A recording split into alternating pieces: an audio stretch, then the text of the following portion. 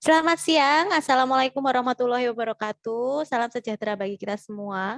Terima kasih kepada Prof. Irfan yang sudah bergabung dan berkenan menjadi narasumber di webinar Dosen Indonesia yang diadakan oleh duniadosen.com yang disponsori oleh penerbit Publish Yogyakarta. Baik, pada siang hari ini nanti kita webinar akan membahas tentang strategi akademik branding untuk mencapai guru besar. Tapi mungkin di sini nanti lebih akan ditekankan pada apa sih pentingnya akademik branding ini dan seperti apa sih dosen itu membangun akademik brandingnya. Karena untuk menjadi guru besar pastinya Bapak Ibu sekalian kita sebagai dosen membutuhkan akademik branding yang baik supaya penelitian kita mudah untuk dilaksanakan begitu. Nah, dengan narasumber kita pada siang hari ini ada Prof. Irfan Dwidya Priyambada, Profesor Insinyur Irfan Dwidya Priyambada, Magister Engineering, PhD. Beliau ini adalah guru besar mikrobiologi pertanian dari Fakultas Pertanian Universitas Gadjah Mada. Kebetulan beliau ini juga adalah saat ini menjadi Direktur Pengabdian kepada Masyarakat Universitas Gadjah Mada. Ini beliau lumayan sibuk, jadi kemarin kami kehormatan sekali bagi kami sudah dapat disesilkan di kepadatan jadwal Prof. Irfan ini. Ini kesempatan besar untuk kita semua ya Bapak Ibu dosen Indonesia untuk bisa mendapatkan sharing-sharing yang bermanfaat dari Prof. Irfan secara langsung. Baik, kalau begitu untuk mempersingkat waktu, ini langsung saya persilahkan kepada Prof. Irfan untuk bisa menyampaikan materinya Prof. tentang academic branding ini. Silahkan Prof. Irfan. Assalamualaikum warahmatullahi wabarakatuh. Selamat Waalaikumsalam siang. warahmatullahi wabarakatuh. Salam, Om Swastiastu, Sopiota. Adalah suatu kehormatan buat saya untuk diundang di webinar untuk dosen Indonesia yang isinya saya lihat tadi banyak dosen-dosen muda. Terima kasih sekali. Ini membuat saya selalu merasa muda. Ya, umur kita mungkin jauh, ya karena saya melihat beberapa adalah mantan mahasiswa saya, jadi umur kita jauh. Tetapi berkumpul dengan anak-anak muda ini membuat rasanya hidup menjadi lebih cerah. Nah, izinkan saya share, karena tanpa share itu kalau ngomong begini orang lelah kadang-kadang untuk melihat, mendengarkan sesuatu yang ada tanpa ada tayangannya. Betul sekali, Prof. Jadi inilah yang akan saya sampaikan, saya share tentang strategi akademik branding. Oleh saya sendiri, Irfan, tadi sudah diperkenalkan, guru besar mikrobiologi pertanian, tetapi sedang dititipi, diberi amanah sejak tahun 2012 untuk menjadi Direktur Pengabdian kepada Masyarakatnya UGM, dan sejak tahun 2016 juga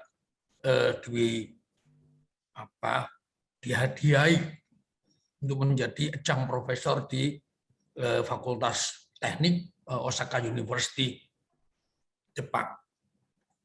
Nah, kita mungkin sudah tahu bahwa inilah yang akan terjadi dalam dunia yang sekarang ini bergerak menuju otomatisasi, maka beberapa pekerjaan itu bisa hilang, diduga akan hilang.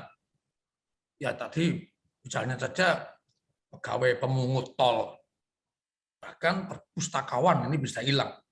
Karena sekarang gampang, semuanya pakai internet, otomatisasi. Bahkan farmasis, ini displace hilang.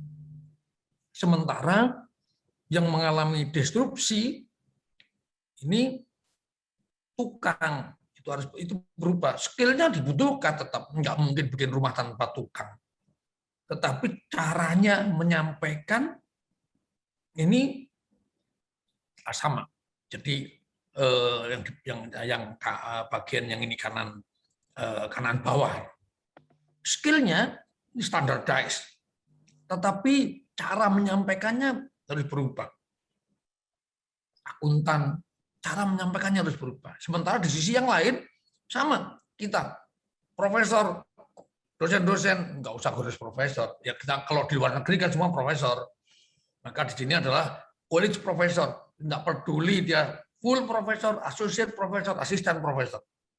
Maka ini harus berubah. Karena halayak, customer, pembeli jasa kita ini berubah. Nah, yang tidak perlu khawatir dengan perubahan adalah dokter. Nah, ini nggak perlu. Ya, dokter diperlukan. Dokter akan tetap diperlukan. Tukang-tukang, bahkan misalnya beberapa tukang listrik tetap diperlukan karena tidak bisa diperbaiki sendiri. Bahkan robot pun mungkin agak susah. Nah, intinya adalah kita sebagai dosen yang menempati posisi di sini ini, kita harus mulai berpikir tentang bagaimana mengubah diri kita ini supaya tidak tergerus oleh zaman. Nah, saya pernah mendapatkan tamu, seorang profesor dari Jerman, yang bertanya kepada saya, siapakah dosen yang kamu ingat? Saya yang paling ingat adalah pembimbing penelitian saya. Kenapa kamu paling ingat? Ya kita involve paling lama.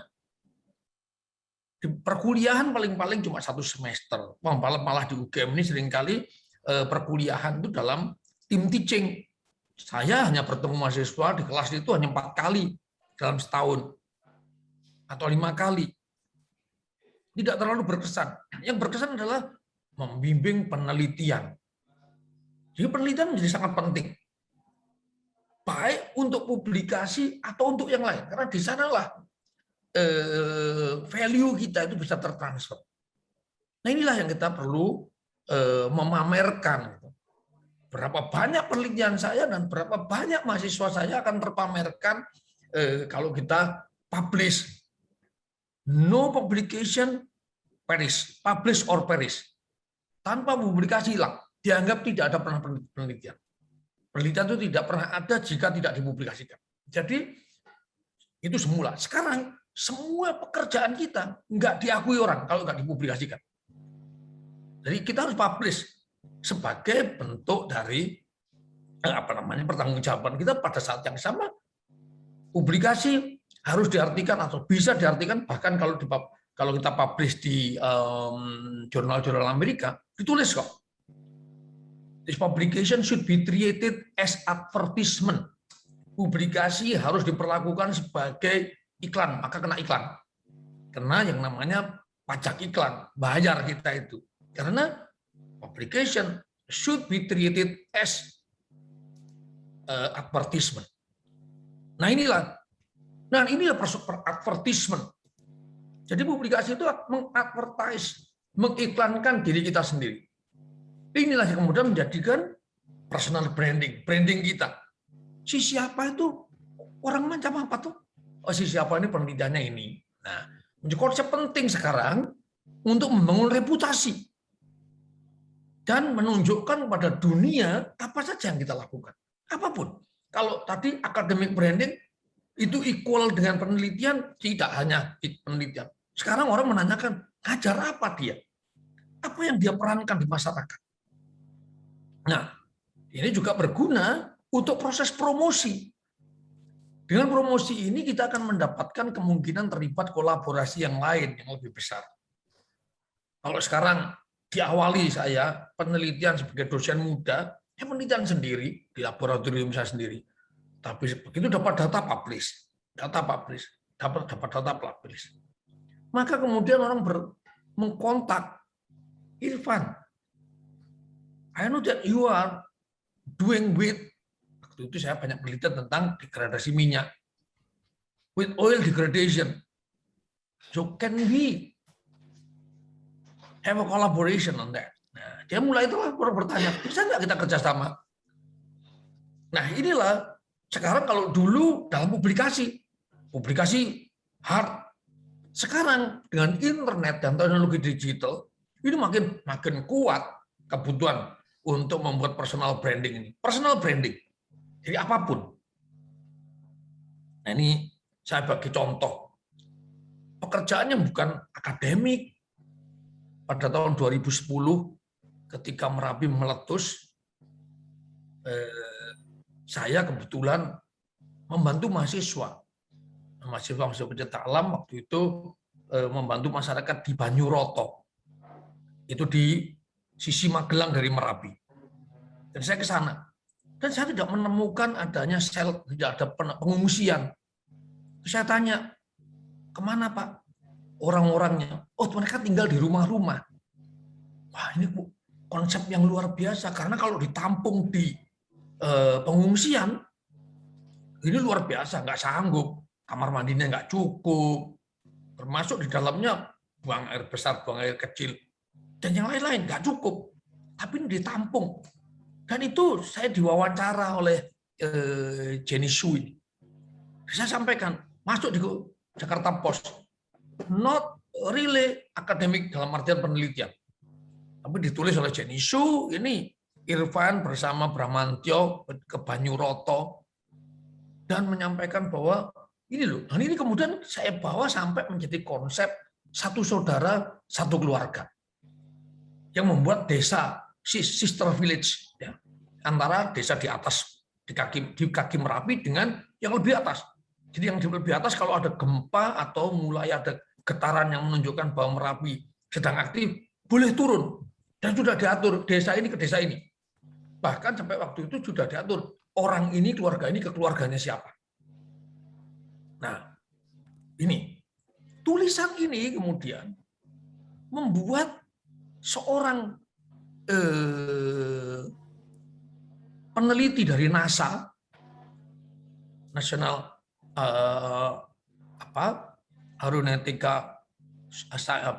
Aerospace Agency dari Amerika Serikat, Angelo Vermeulen, datang.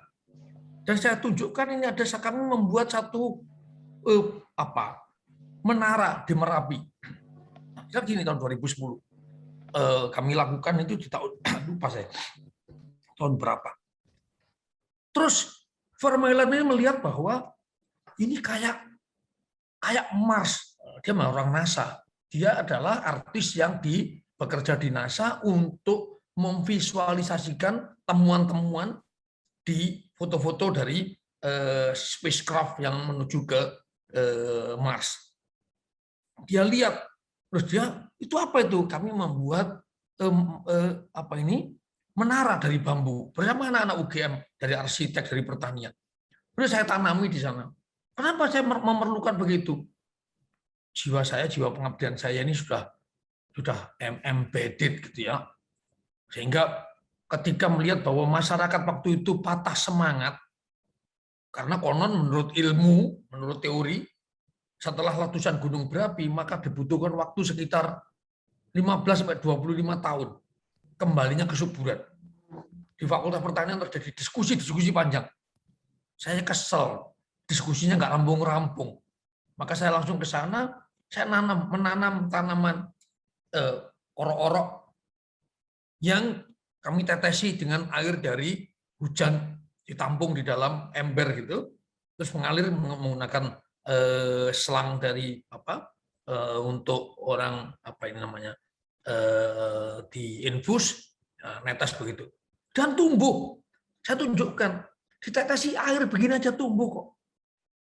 Kacang-kacangan orok-orok ini kita bisa tumbuh, kita bisa mengandalkan ini. Maka masuk ke PNAS.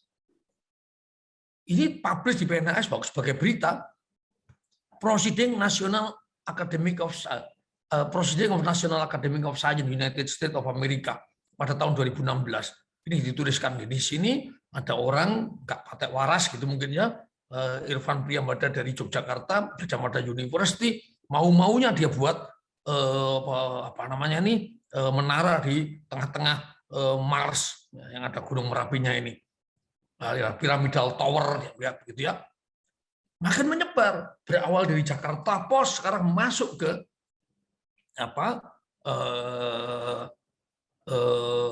Proceeding of National Academy of Science. Ini Q1. paper Q1. Nah, tidak berhenti di sana. Tidak berhenti di sana. Kemudian orang menghubungi saya, Irfan, kamu sering kali kami dengar, kami dapat cerita, kamu sering membuat sesuatu yang nyeleneh gitu lah ya. Apa yang nyeleneh? Awalnya saya bilang, ini saya buat pupuk dari penambah nitrogen, karena saya mikrobiologi. Berapa harganya? Harganya 15.000, terus 4 hektar. Kamu dapat kaya dari mana dengan harga segitu? Saya baru pulang dari haji loh. Loh, apa hubungannya? Naik haji itu mahal. Dan saya nggak urusan. Jadi urusannya adalah bukan itu. Saya tertarik untuk membantu. Nah, terus mana kami berkomunikasi dengan teman-teman dari Eropa ini. Dan kemudian saya membuat mikroskop dari kamera HP. Kita tahu kamera HP, kamera itu barang besar berubah jadi kecil di kamera di HP saya. Kalau kameranya diputar dibalik, maka barang kecil jadi besar. Maka saya membuat mikroskop dari menggunakan kamera dari PlayStation 3. Dan jadi diundang oleh UNESCO masuk ke Nature. Nature itu bukan sembarangan, masuk berita Nature. Ini kalau dibesarkan beritanya di Nature ini low cost lab.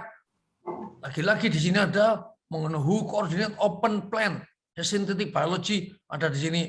For example, Irfan Priyambada, a microbiologist at Gajah Mada University Yogyakarta, Indonesia. Disita oleh Nature.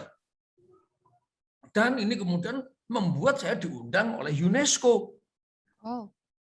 Yang muncul jadi buku. Ini ngomong di depan UNESCO, United Nations Science Education and Science Agency. Dan ini disuruh ngomong bersama siapa? Mahasiswa saya nih, Nur Akbar Arafatullah, angkatan tahun 2005. Sudah baru saja selesai doktornya. Nah, artinya apa? One time you publish, you will get the benefit. Satu, kamu publish, apalagi kalau publishmu itu di tempat yang orang lihatnya banyak, gitu ya, maka kamu akan mendapatkan. Itulah yang namanya branding. Itulah branding. Ini masih brandingnya masih di koran, di Jakarta Post. Nah, padahal sekarang media sosial ada ResearchGate, Akademia, Google Scholars, memberi kesempatan akademisi untuk berbagi, menyebarkan. Itu tujuannya satu lagi, saya bukan mengiklankan diri. Tujuannya adalah share, berbagi. Berbagi dengan orang lain. Jangan-jangan penelitian saya ini dimanfaatkan. I don't care on Scopus. Ya, saya nggak terlalu peduli dengan Scopus. Why? Scopus terlalu elitis. Yang bisa membaca Scopus hanya peneliti-peneliti yang elit. Mahal karena. Tapi ini ResearchGate, Google Scholar, we can share.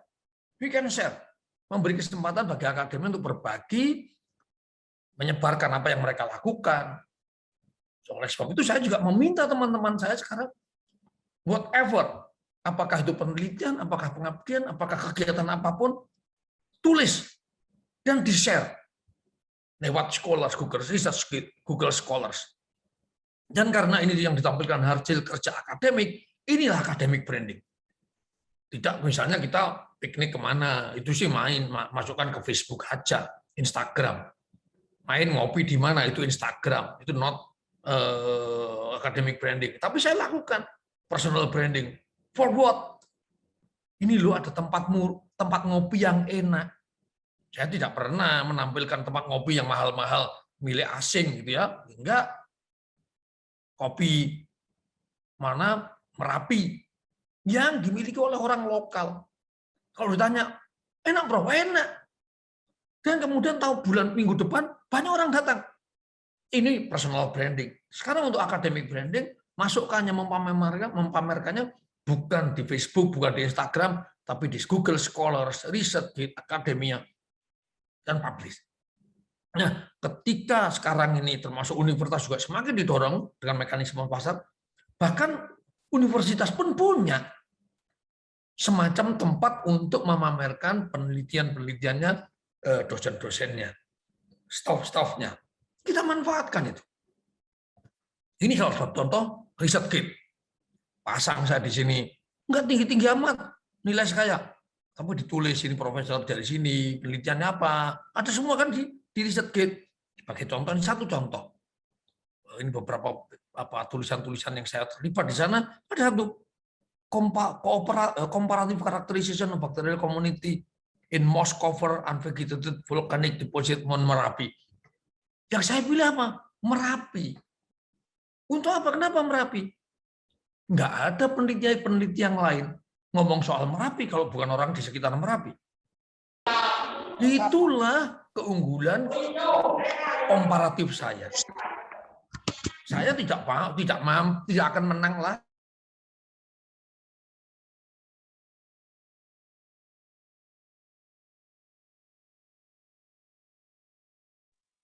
Mohon maaf, Prof. Termute tadi sepertinya oleh host. Ya. Karena tadi menge-mute peserta. Ya, mohon maaf, Prof. Oke, sudah sambung lagi. Sudah terdengar ya? Sudah, Prof. Sudah. Sudah. Okay. Jadi, apa yang dipilih? Kita pilih sesuatu yang tidak dimiliki orang lain. Kami punya Merapi. Mungkin teman-teman di Bangka Belitung punya lorong-lorong bekas penambangan bauksit timah. Mungkin yang di Kalimantan punya itu bekas penambangan batu bara dan lain sebagainya yang tidak dimiliki orang lain. Maka saya di sini Merapi. Yang lain lagi waktu itu drilling cutting hidrokarbon. Apa drilling cutting itu? Tai minyak, lumpur minyak. Nah, inilah yang kemudian kita buat, kita pamerkan. Kita buat penelitian, itu keunggulan kita, dan kita pamerkan ya tadi. Kita share lah, bukan jangan niatnya pamer. Kita share. Hasilnya adalah disitir. Ini misalnya saja, kemudian UGM. Ya, saya sebagai direktur, saya juga menulis tentang kemarin misalnya disaster. Karena kami berhadapan dengan Merapi yang tiap 5 tahun meletus. Ditulis dan disitir oleh orang-orang dari tadi beberapa universitas yang kemudian mensitir. Satu, share. Setelah di-share ini muncul ini ada permintaan. Dear Prof. Irfan, greeting dari Ajay Kumar, orang India. Aziz Ahmad, ada Wang Hanwei. Itu orang dari luar negeri, orang dari mana-mana, dari Cina, dari India, dari Indonesia. Mengundang, bisa nggak kita kerjasama? Maka ini tadi dari muncullah yang Merapi ini. Hasil kerjasama dengan ini mahasiswa saya yang sekolahnya dari sekolah Arya di Jepang bersama saya dengan kota. Ada kerjasama kemudian. Ini kan memberikan kesempatan makin tinggi lagi publikasi kita. Ketika sudah kita akademik brandingnya sudah mulai menaik begini, orang mengajak. Dan kemudian ini satu ya yang di mana tadi di riset gate. Yang lain lagi ini di akademia juga sama. Ini kemudian meminta dia ini publikasimu, Prof. Iya. Emergence of Nylon Oligomer Degradation. Apa? Ini citasinya tinggi sekali. Lagi kita akan terangkat dengan academic branding seperti ini. Yang lain lagi Google Scholars. Nah, muncul publikasi ini dengan citasi yang seperti ini. Semua bisa ditampilkan. Dan lewat UGM. Karena UGM hampir semua nanti universitas yang lain pun punya. Begitu ngeklik UGM, ngeklik ke fakultas, maka muncullah kemudian nama saya dengan semua publikasi saya, aktivitas saya. Dan ini berdampak, ini ketika masuk ke fakultas, kemudian berdampak. Apa yang ditampilkan kalau di universitas? Selalu ada personal information. Ini sebagian universitas punya situs web yang menampilkan profil stafnya. Yang ini adalah tempat untuk membentuk academic branding. Biasanya ada nama, pendidikannya, title itu gelar. Sekarang jadi associate professor kah, masih asisten profesor atau sudah profesor, ada fotonya biasanya, biografi sekolahnya di mana, kontaknya, kalau mau kontak lewat mana, email address-nya, dan lain sebagainya. Pendidikan S1, S2, S3 di mana, risetnya apa saja, risetnya, publikasinya apa saja. Nah, semua. Kalau punya experience di mana, industri, yang belum di masyarakat. Di masyarakat. Nah, hasil dari ini adalah kemudian tadi Osaka University, sehingga mereka mengangkat saya jadi tadi adjunct professor. Dear Irfan Sensei, can I work on nitrogen fixing bacteria which improve land damage by volcano? Ajak kerja sama dia.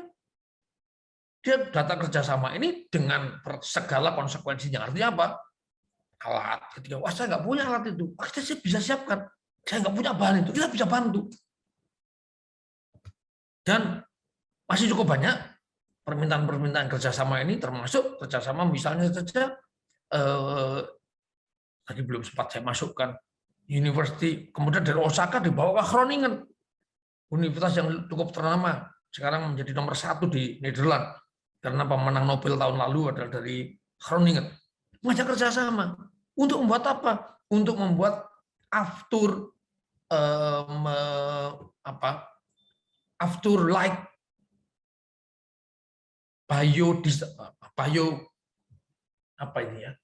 biofuel dari biji karet, karena rantainya cukup panjang, dan kalau itu kita bisa membuatnya menjadi metilasi, menjadi setara aftur.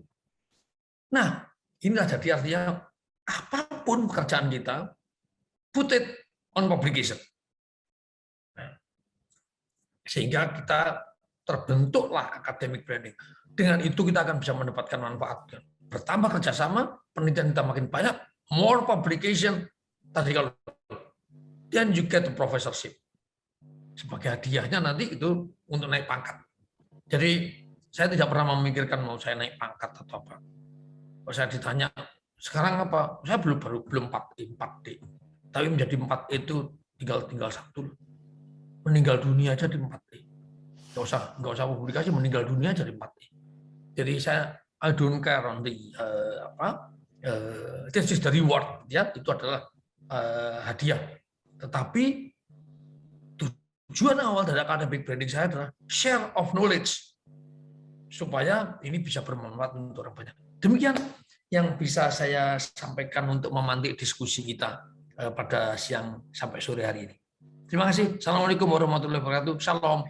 Om Santi Santi Om. Waalaikumsalam warahmatullahi wabarakatuh. Menarik sekali Prof. Irfan ini. Semoga ini mulai sudah banyak yang resen tadi. Jadi menarik sekali ini yang disampaikan Prof. Irfan. Memang yang paling penting ketika kita menjadi dosen adalah publikasi apa yang kita kerjakan, penelitian apa yang kita lakukan, hasilnya ya Prof ya. Jadi orang bisa lebih tahu, kita semakin luas jaringan kerja kita, jadi semakin mudah orang bisa berkolaborasi dengan kita nantinya. Baik, ini langsung saja ya Prof, saya mohon izin untuk bisa membuka sesi tanya jawab supaya rekan-rekan yang sudah bergabung, rekan-rekan dosen yang sudah bergabung di sini bisa langsung berdiskusi dengan Prof Irfan. Baik, ini sudah ada yang raise hand, jadi silakan Bapak Ibu yang ingin bertanya bisa langsung raise hand di di kolom reaction-nya, itu bisa langsung raise hand, nanti akan kami pilih untuk bisa bertanya langsung kepada Prof Irfan. Baik, ini sudah ada Bapak Agus Andi Subroto dari STIE Yadika. Monggo silakan Bapak Agus Andi Subroto untuk bisa bertanya langsung dengan Prof Irfan. Ya, terima kasih. Selamat sore Prof Irfan. Selamat sore. Saya Agus, asli dari Klaten, tapi kebetulan merantau di Surabaya dan di Pasuruan. Nah, mirip dong Pak. Saya kebalik Pak. Saya dari Surabaya sekarang terdampar di Yogyakarta. Oh iya. Monggo Pak. Begini Prof Irfan. Terbetik di dalam jiwa saya yang terdalam itu, saya di satu sisi kadang mengalami handicap. Bahwa hari ini saya begitu sangat edik untuk menulis, tapi untuk tulisan populer yang sederhana, ketika saya melihat sesuatu, mendengar, dan emosi saya kemudian kena, jadilah 1 menit, entah 10 menit itu sebuah tulisan. Dengan gaya, ya tentunya gaya seperti itu yang kemudian saya share hampir tiap hari di media sosial saya, FB. Tapi hari ini saya menyadari bahwa saya diperjalankan oleh Allah itu ke sebuah kampus sebagai pendidik. Dan di dalamnya saya menyadari ya akhir-akhir ini bahwa saya nggak bisa menghindar dari tanggung jawab seorang pendidik, dalam hal ini dosen, harus menulis tulisan ilmiah, kemudian publish dan lain sebagainya. Tapi acap kali di dalam diri saya sendiri ketika membaca tulisan ilmiah itu kemudian saya tidak suka, dalam tanda kutip. Saya mencoba untuk kemudian menuangkan itu dalam tulisan, kembali lagi kepada gaya saya yang lama, seperti ya nulis feature, nulis prosa dan lain sebagainya. Tapi saya ingin untuk kembali kepada habitat saya sebagai seorang dosen. Nah, bagaimana mungkin menurut Prof. Irfan untuk ya istilahnya saya harus men-switch cara saya menulis, kemudian muncul kesukaan untuk menulis ilmiah yang cenderung non-fiksi tadi. Saya kira itu. Terima kasih Prof. Irfan. Selamat sore. Boleh saya jawab langsung, Mbak? Oh, iya. Karena saya tidak Boleh. mencatat, saya khawatir Oke. hilang nanti. Tidak apa-apa, Prof. Bisa langsung dijawab saja, Prof. Oke, jadi itulah juga perjuangan saya ketika saya memberikan informasi-informasi begini kepada Dikti. Sistem kenaikan pangkat kita itu atau penghargaan kepada pendidik tenaga akademik kita itu kan dasarnya sekarang sampai saat ini semata-mata pengajaran dan penelitian. Penelitian dari publikasi. Publikasi diukur dari kalau di luar negeri Scopus, kalau di dalam negeri Sinta. Nulis di Facebook nggak laku, nggak dinilai. Apalagi di WA, kan begitu. Kenapa? Terbatas, nggak bisa disanggah. Padahal perkembangan ilmu pengetahuan itu kan dari sejak zamannya Socrates itu kan dari saling sanggah, dari interaksi antar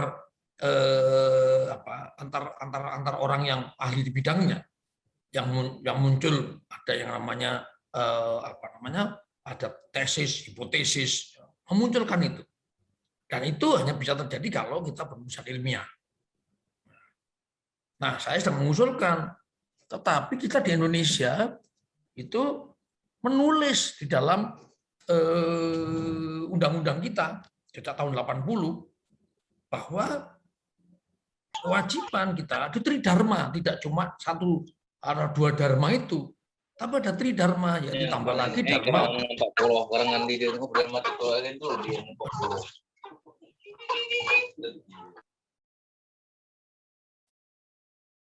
Ada dharma pengabdian. Nah, kami kemudian dari UGM mengusulkan dharma pengabdian itu selama ini ditangkap sebagai dharma charity, membantu orang gitu. Bukan, saya sampaikan. Waktu itu saya sempat diundang oleh Pak Direktur DRPM di Kementerian Ristek Dikti.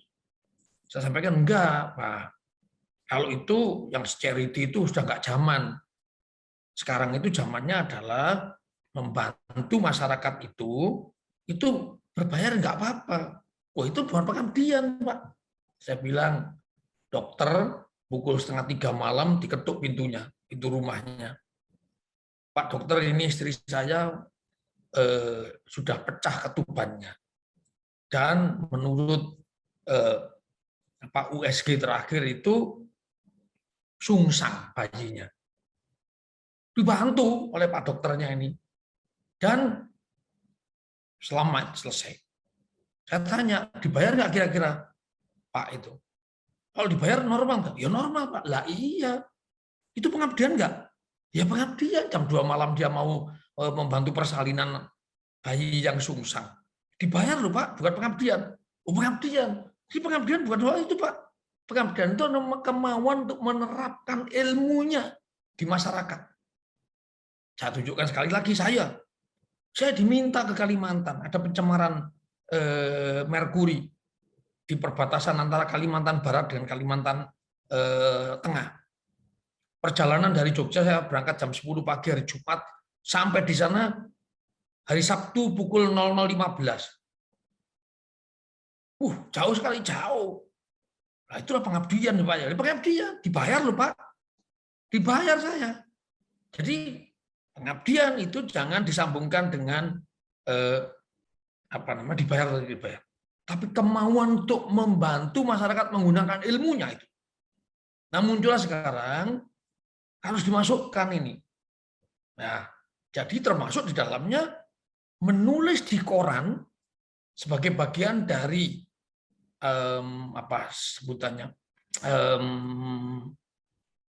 advokasi, mengajak orang untuk berpikir tentang sesuatu bersama-sama di koran. Itu harus dihargai sebagai satu publikasi, satu karya ilmiah.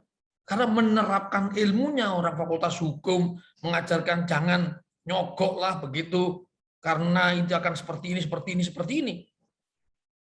Marilah kita menghargai produk bangsa lewat koran. Oleh teman-teman dari misalnya aja FIB, Fakultas Ilmu Budaya. Kenapa enggak dihargai? Nah, sudah menggelinding, kemudian sudah mulai disiapkan aturannya. Kementerian BRIN digabung lagi ke Kemendikbud, buyar lagi, belum. Tapi ada upaya sekarang untuk menghargai tulisan-tulisan, tentu bukan di WA, tetapi di koran. Menjadi esai yang menggugah orang untuk berpikir. Nah, jadi jangan patah, Pak, jangan patah. Tapi akan lebih bagus lagi kalau tulisan tadi adalah dalam bentuk tulisan. Memang betul tulisan-tulisan yang di jurnal-jurnal menjadi sangat elitis. Yang baca kan sesama peneliti. Nah, oleh sebab itu kami sekarang sedang mengusahakan supaya tulisan di koran, ngisi radio, tetapi itu sesuai dengan bidangnya. Yang itu langsung berkait dengan masyarakat, itu harus dihargai. Belum berhasil, tapi kemarin hampir berhasil. Prof. Nizam sebagai dirjen, saya senggol berkali-kali. Karena beliau, kami berteman, kami di lapangan sering bersama-sama. Saya sampaikan, Prof, memasang seperti Bu Dwi Korita, Profesor Fatani, memasang deteksi dini longsor. Mungkin nggak masuk di Skopus, tetapi membantu masyarakat di Aceh, 100 rumah terselamatkan. Apakah itu tidak dihargai? Nah, beliau mulai tergeliti. Jadi pada suatu saat kita akan bisa sampai ke sana, di mana tulisan kita tidak hanya di jurnal, tetapi juga di media massa, tentu media yang bisa disanggah tadi, supaya muncul keilmuannya, ini semoga akan menjadi juga mendapatkan penghargaan dari masyarakat lah ya, yang dalam hal ini diwakili oleh negara.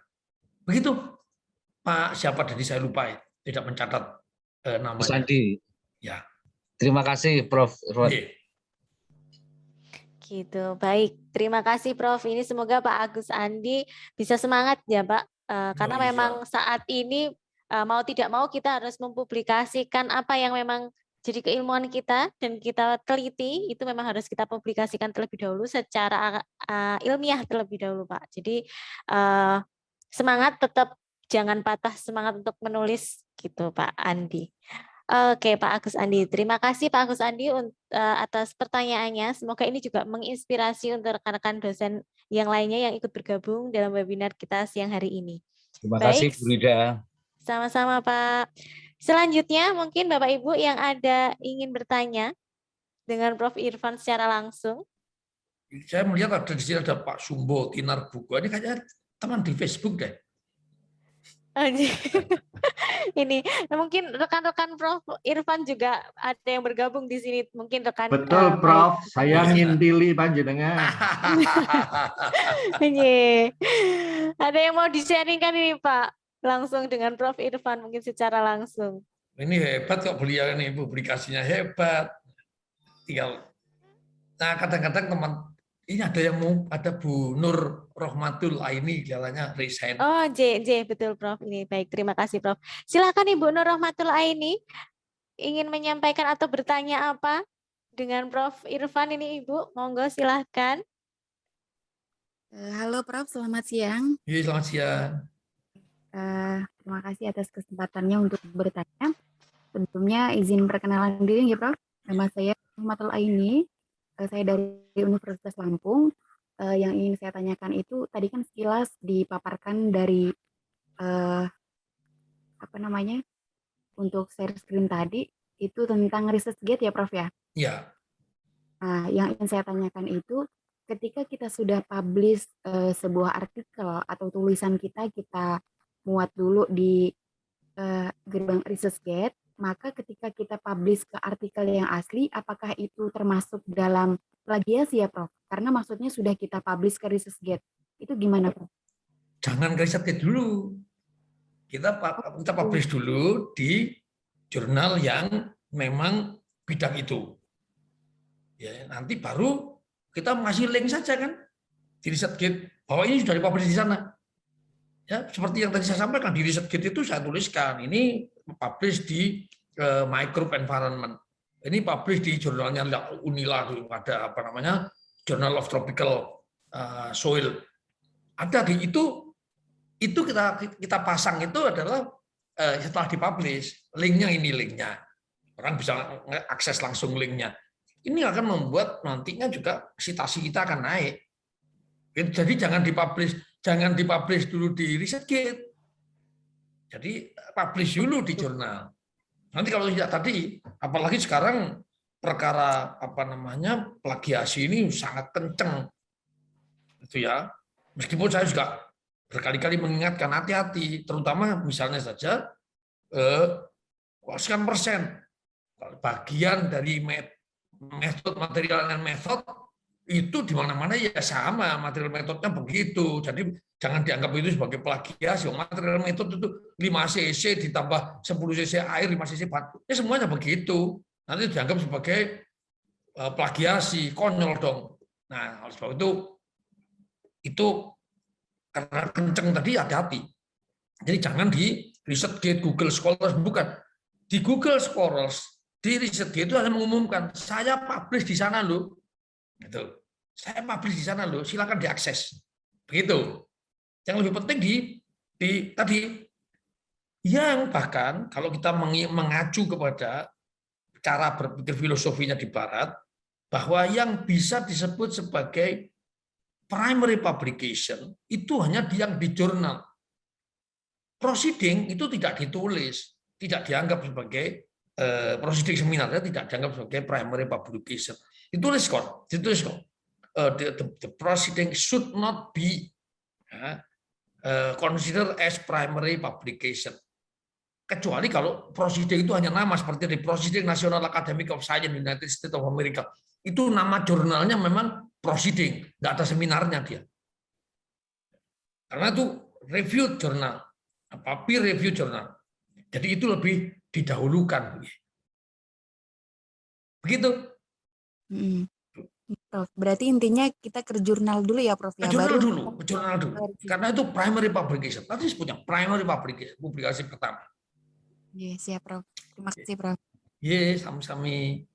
Baik, terima kasih Prof. Terima kasih Ibu sudah bertanya. Ini sudah ada yang bertanya, resen lagi Prof ingin bertanya. Ini ada Ibu Tati Irawati dari STKIP PGRI Jombang.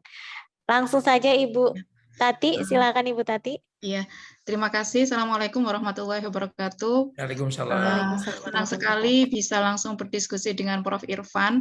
Saya tadi melihat itu hasil-hasil penelitian panjenengan itu saya langsung terbelalak. Wow, gitu ya. Saya merasa langsung insecure, Prof. Jadi saya langsung, saya merasa penelitian saya itu kok, oh iya ya, kenapa ya penelitian saya itu kok selalu nggak bernilai, kasarannya itu nilainya rendah. Bahkan sampai saat ini ya tetap aja masih jabatan akademiknya masih asisten ahli gitu ya Prof ya. Tapi tadi yang membuat main point dari saya itu Prof tadi ngendikan bahwa untuk academic branding atau personal branding itu pilih sesuatu yang tidak dipunyai orang. Ngaten nggih Prof nggih.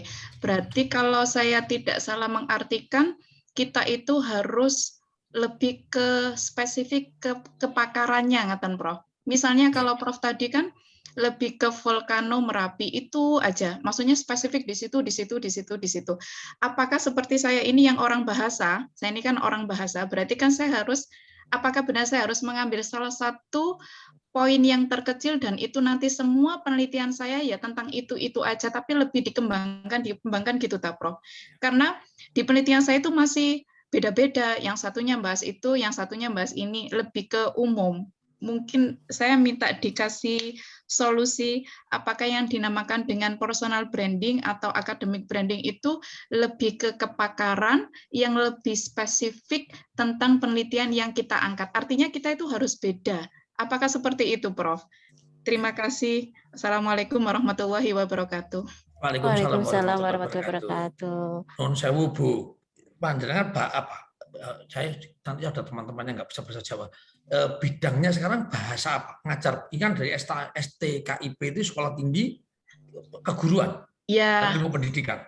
ya, saya lebih di bahasa Inggris ngaten Prof. Bahasa Inggris. Pendidikan bahasa Inggris. Pendidikan bahasa Inggris itu ya. Okay. Nah, sekarang diteliti ngajar, misalnya saja ya, mengajarkan bahasa Inggris untuk wilayah pedesaan. Ya, kesulitannya apa? Apa pernah? Bahkan orang Inggris pun kan belum nggak tahu mengajarkan bahasa Inggris untuk orang di desa di Jawa Timur, di Jombang gitu. Saya pernah memberikan pelatihan, memberikan trik mengajar bagi ibu rumah tangga di masa pandemi untuk bahasa Inggris anak-anak. Misalnya itu. Bisa ya, Prof? Diteliti sekarang. Sebelumnya kemampuan bahasa Inggris seperti apa? Metode mengajarnya seperti ini. Terus setelah itu seperti apa? Itu kan sesuatu yang bisa dipublish. Dan ada, kalau misalnya untuk publikasi biasanya orang mencari kuantifikasi. Ada kuantifikasinya. Dulu skor mereka sekian rata-rata. Sekarang diajari dengan cara ini, skornya sekian. Kelemahannya di mana ketahuan. Oh, vocabulary-nya yang lemah misalnya. Kenapa kok vocabulary yang lemah? Oh, kalau kelemahannya orang Indonesia itu adalah misalnya saja bentuk kedua, bentuk ketiga. Ya kita kan nggak ada. Di bahasa ibu kita kan nggak ada itu. Adanya pergi, kemarin ya pergi, sekarang ya pergi, besok ya pergi. Sehingga kalau sekarang diganti antara go, when, gone, bingung. Nah kalau itu diungkapkan, ditulis, itu kan sesuatu yang orang lain belum lakukan. Bahkan orang Inggris pun mungkin nggak melakukan yang seperti itu. Mereka ngomong bahasa Inggris sudah dari lahir ngomong bahasa Inggris kok. Iya. Tapi itu membuat orang jadi mengerti ini loh kelemahannya, ini loh kesulitannya. Nah, lalu bagaimana ngakal apa? Rekayasanya cara pengajaran supaya bisa dimengerti. Itu kan orang lain perlu tahu. Dosen lain, guru lain perlu tahu. Mungkin menginspirasi untuk mengajarkan orang misalnya saja di pedalaman di tempat yang lain lagi. Bahkan bagi orang-orang yang non-native di tempat-tempat yang di Cina, di India, dan lain sebagainya. Jadi kita think globally, act locally. Iya. Begitu. Ya. Terima kasih, Prof. Jadi terima apapun. kasih. Nah, kalau dari Jombang, kita mulai dari desa kecil di Jombang itu, dibandingkan dengan kalau misalnya anak lain pada rata-rata umurnya, mereka bisa seperti apa? Anak-anak ini saya ajar dengan cara seperti naik enggak kemampuannya? Begitu. Iya. Terima kasih, Prof. Oke, baik. Terima kasih Bu Tuti. Jadi memang harus spesifik dengan apa yang kita ajarkan ya, Prof ya. Jadi keilmuan kita apa gitu ya, Prof. Jadi tidak perlu kurang pede atau malu, tapi kita lebih detailkan lagi apa sih yang memang belum atau mungkin belum sempat kita awalnya tidak terpikirkan untuk meneliti hal tersebut, tapi ternyata ini berdampak. Jadi itulah yang namanya academic branding kita atau penelitian kita ya tidak perlu jauh-jauh dengan kepakaran orang lain, tapi apa yang memang kita kuasai, ya, Prof. Iya. Begitu. Ya. Oke, baik. Baik, terima kasih Ibu Tuti, terima kasih Prof. Irfan pemaparannya tadi. Ini ada lagi yang sudah resen, itu ada Nun sewu, Mbak. Cih. Ada siapa Mas atau Mbak atau siapa Dani Nur ini juga menulis di chat. Mungkin kalau walaupun yang resen dulu boleh manapun lah, monggo. Oh ya, baik. Ya Prof, ini saya dahulukan untuk yang resen terlebih dahulu Prof. Dan monggo. Menarik yang Bapak Ibu yang sudah chat di kolom chat nanti raise hand saja karena raise hand dengan menulis di kolom chat itu berbeda ya Prof. Feel-nya berbeda. Ketika kita berani menyampaikan apa yang menjadi pertanyaan kita, ini salah satu bentuk kepedean gitu, percaya diri. Kalau kita percaya diri untuk menyampaikan pertanyaan kita, berarti kita sudah satu langkah untuk percaya diri menyampaikan academic branding kita sebagai dosen ini apa. Begitu. Baik, ini Prof, saya mohon izin untuk mempersilakan Bapak Mahat Wicaksono untuk bisa menyampaikan pertanyaan kepada Prof Irfan. Silakan Bapak Mahat Wicaksono. Terima kasih Ibu moderator. Assalamualaikum Prof Irfan. Waalaikumsalam warahmatullahi wabarakatuh. Sangat bagus sekali pemaparannya, sangat menarik ya. Ini perkenalkan saya Mahat Wicaksono ya. Saya aslinya Lamongan, tadi yang baru tanya mungkin Jombang ya. Salam kenal juga tetangga gitu ya. Ini saya dosen. Bapak saya dari Lamongan. Oh ya, Lamongan Putih Prof. Mantub. Oh mantap. Oh saya Paciran Prof. Pantura. Iya. Salam kenal Prof. Jadi saya dosen di Universitas Muhammadiyah Gresik Prof. Jadi asli Lamongan tapi ngajarnya di Gresik nggih. Mau tanya Prof, ini kebetulan saya kan dari prodi sistem informasi ya. Nah, dalam information system itu kalau dulu penelitian itu kan banyak mengalami kendala kesulitan data Prof, kemudian diproses jadi output gitu ya. Tapi sekarang ini kan eranya big data ini kita kebanyakan justru data itu banyak sekali, kemudian kesulitan kita itu adalah memilah-milah data yang kira-kira penting kan gitu Prof ya. Nah, kalau Prof Irfan kan mungkin dari pertanian ya kalau salah Prof ya. Ya. Mungkin sedikit tidak nyambung atau gimana, tapi mungkin Prof bisa sharing pengalamannya. Jadi untuk era seperti ini kira-kira seperti ada trik yang kira-kira itu bisa memicu perhatian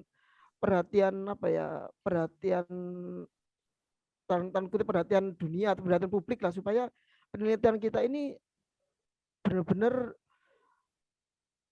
seperti tadi misalnya bahasa Jawa tadi kan Prof terpikir dengan sangat jenis menurut saya, Gowen Gon itu dieksplorasi seperti itu. Nah, saya pinginnya itu menemukan sesuatu yang kecil yang ada di dunia era big data seperti ini tuh yang kira-kira yang nggak terpikir gitu bisa dieksplor dengan baik, padahal itu sesuatu yang kecil gitu Prof. Terima kasih, barangkali ada saran dari Prof trik untuk mencapai di situ gitu Prof. Terima kasih Prof. Oke, matur nuwun. Ini sekaligus saya sambil menjawab yang di chat tadi. Siapa ini tadi Bu Mas atau Bu Dani Nur. Bu Dani, Dani Nur itu linearitas. Memang saya dari pertanian, tapi nggak linear belas saya. S1 saya di pertanian, S2 di teknik kimia, S3 di bioteknologi. Oh iya. Waktu kita belajar enzimologi, kemudian saya masuk malah akhirnya ke biologi murni ketika berbicara soal evolusi, ke engineering. Sehingga saya sekarang pun masih percaya untuk menjadi adjunct professor di Faculty of Engineering, Bioteknologi. Jadi perjumpaan antar ilmu itulah yang membuat ilmu-ilmu baru. Saya juga nggak tahu konsep apa yang digagas, didikti atau di negara kita, sehingga sangat mengagungkan linearitas. Kalau aturan itu ada sekarang, saya mungkin nggak jadi profesor, karena saya mau melompat-lompat ke sana. Bahkan sekarang publikasi-publikasi saya itu tentang sosial. bagaimana menggerakkan mahasiswa, bagaimana menggerakkan UMKM ketika pandemi. Kan jelas nggak ada hubungannya dengan bioteknologi saya. Jadi kadang-kadang saya berpikir, saya ini salah jurusan apa ya dulunya. Saya tuh hobinya di sosial, tapi kok sekarang malah ke engineering. Tapi satu pengalaman yang menarik mungkin kepada Mas Maat ini ya, saya pulang tahun 96, pulang sekolah. Dan kemudian tahun 2000, saya mengumpulkan data, waktu itu belum ada cloud, belum ada big data. Saya masuk ke perpustakaan tiap hari, saya hanya memasukkan data penelitian mahasiswa Fakultas Pertanian UGM, terus dari tahun ke tahun mundur. Dari tahun 2000 selesai, tahun 2000 jadi 1999, kemudian 98, 97, 96, terus sampai 25 tahun. Pengangguran mungkin ya waktu itu saya. Saya masukkan tanahnya apa, pH-nya berapa, kandungan N-nya berapa, kandungan bahan organik berapa, kandungan P-nya berapa, jenisnya apa, produknya berapa. Terus selesai padi, jagung. Selesai jagung, kedelai. Saya punya tiga itu, padi, jagung, dan kedelai. Terus saya membuat program pemodelan. Sebetulnya kalau padi itu butuhnya pupuk seperti apa? Kalau jagung seperti apa? Kalau kedelai seperti apa? Waktu saya juga untuk penelitian tidak dianggap sebagai penelitian, karena waktu itu belum ada yang namanya meta-analisis. Dosen-dosen kami, dosen-dosen saya belum mengenal meta-analisis, sehingga ini dianggap bukan penelitian. Ya jengkel, ngawur wong-wong iki. Tapi ya saat itu pemahaman mereka begitu. Ya, sebagai anak muda berang saya juga. Tapi ya nggak apa-apa. Tapi malah kemudian dihargai oleh perusahaan pupuk. Waktu itu, mungkin kenal lah ya perusahaan pupuk yang namanya dulu Pulau Jogosari, sekarang SAM itu apa? Saraswati Anugrah Makmur. Mereka membiayai penelitian seperti wah capek banget, Prof. Bahwa kalau kedelai yang diperlukan adalah nitrogen dalam bentuk nitrogen organik. Sementara kalau jagung dan padi dibutuhkan nitrogen dalam bentuk urea. Nah, itu kan temuan yang lagi-lagi query istilahnya query, apa yang kita mau cari. Lagi-lagi, apa yang kita mau cari kira-kira kalau di startup company, saya kebetulan punya teman-teman dari Singapura, selalu mengatakan, di Indonesia ini anak-anaknya kreatif, Prof. But sometimes their invention has no market. Ya, di Indonesia banyak kali kita mendapatkan anak-anak yang kreatif tetapi nggak ada marketnya. Misalnya saja, kemarin saya nemukan, bikin kerupuk dari gedebok pisang. Bisa jadi unik, tapi nggak ada yang beli. Bikin kerupuk dari jantung, hati pisang. Unik, nggak ada yang beli. Nah ini sering kali. Nah sekarang carilah sesuatu, nggak perlu unik-unik, tetapi diperlukan. Ada yang beli itu artinya diperlukan oleh masyarakat. Masyarakat kita sekarang perlunya apa? Itu nggih. Untuk memunculkan marketable, penelitian kita marketable. Nah, saya tidak tahu secara detail kalau itu adalah TI gitu ya. Tapi sekarang saya membuat dengan anak-anak muda dari Fakultas MIPA yang berkecimpung di TI. Saya bilang pada mereka, Mas Dino, saya itu nggak dibayar dan juga nggak bayar. Tapi senang sekali masang foto saya itu foto saya dengan cucu saya di Facebook. Senang juga masang di Instagram. Bisa nggak Mas Dino bikin program semacam Facebook, semacam Wikipedia, yang isinya nanti dosen-dosen itu atau universitas-universitas itu mau memasukkan mereka neliti apa masuk di situ. Kalau saya sekarang di Direktorat Pengabdian, desa-desa itu mau memasukkan. Desa saya punya potensi ini, desa saya membuat ini. Semua itu kan jadi big data. Jadi big data. Big data tentang kebutuhan masyarakat terhadap perguruan tinggi, big data tentang apa yang bisa dilakukan perguruan tinggi terhadap masyarakat. Belum ada itu. Nah inilah yang kemudian saya rintis dengan ada satu dosen muda yang namanya Aldino Bakhtiar. Sedang kami urus hak ciptanya. Kalau bisa keluar gitu. Begitu. Jadi lagi-lagi cari. Tidak hanya uniqueness, tetapi uniqueness itu harus berdampak pada who will use. Kalau saya bilang, kalau di masyarakat di perdagangan namanya paying customer. Pelanggan yang mau bayar. Kalau dikasih mau, wakeh. Banyak orang dikasih mau. Tapi ini mau bayar. Berarti butuh betul. Lihatlah pada misalnya Gojek. Ya saya kasih contoh dari Gojek. Gojek tahu betul orang Indonesia nggak suka naik taksi diputer-puter. Naik taksi nggak jelas harganya. Maka dia bikin program yang orang naik taksi tahu betul. Sudah.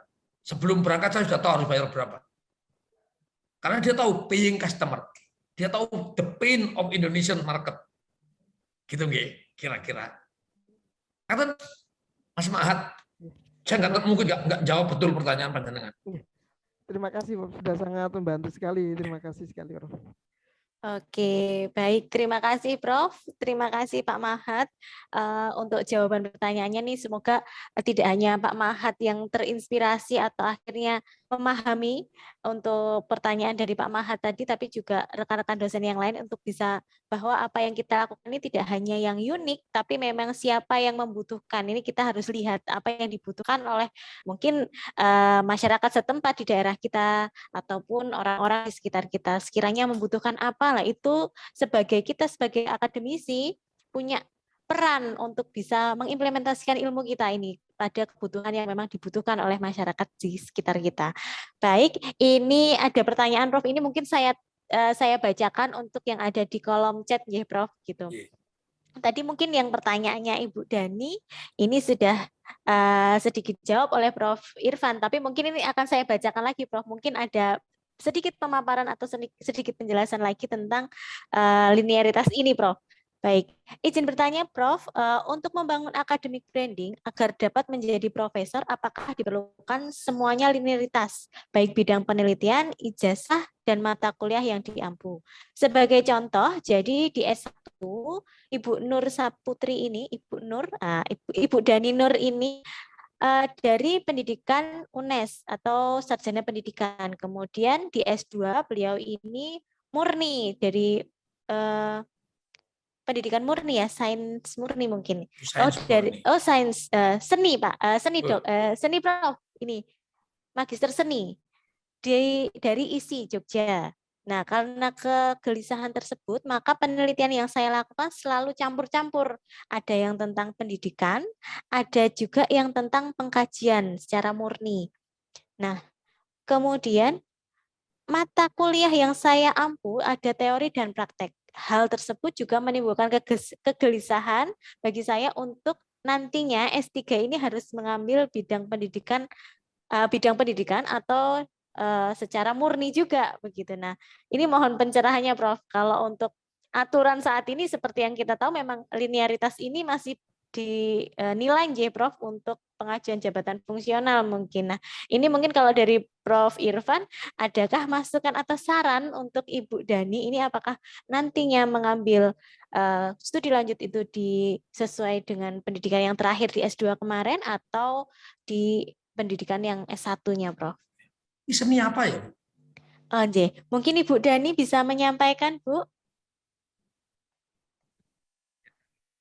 Karena Ibu Dani, saya nggak bisa bayangkan karena seni itu ada. Apakah terdengar suara saya? Oh, ya. Bapak. Ternyata Pak Dani. Oh ya, silahkan Pak Dani, silahkan Pak untuk bisa menyampaikan secara langsung. Jadi itu Prof. Jadi saya dari musik S1-nya pendidikan.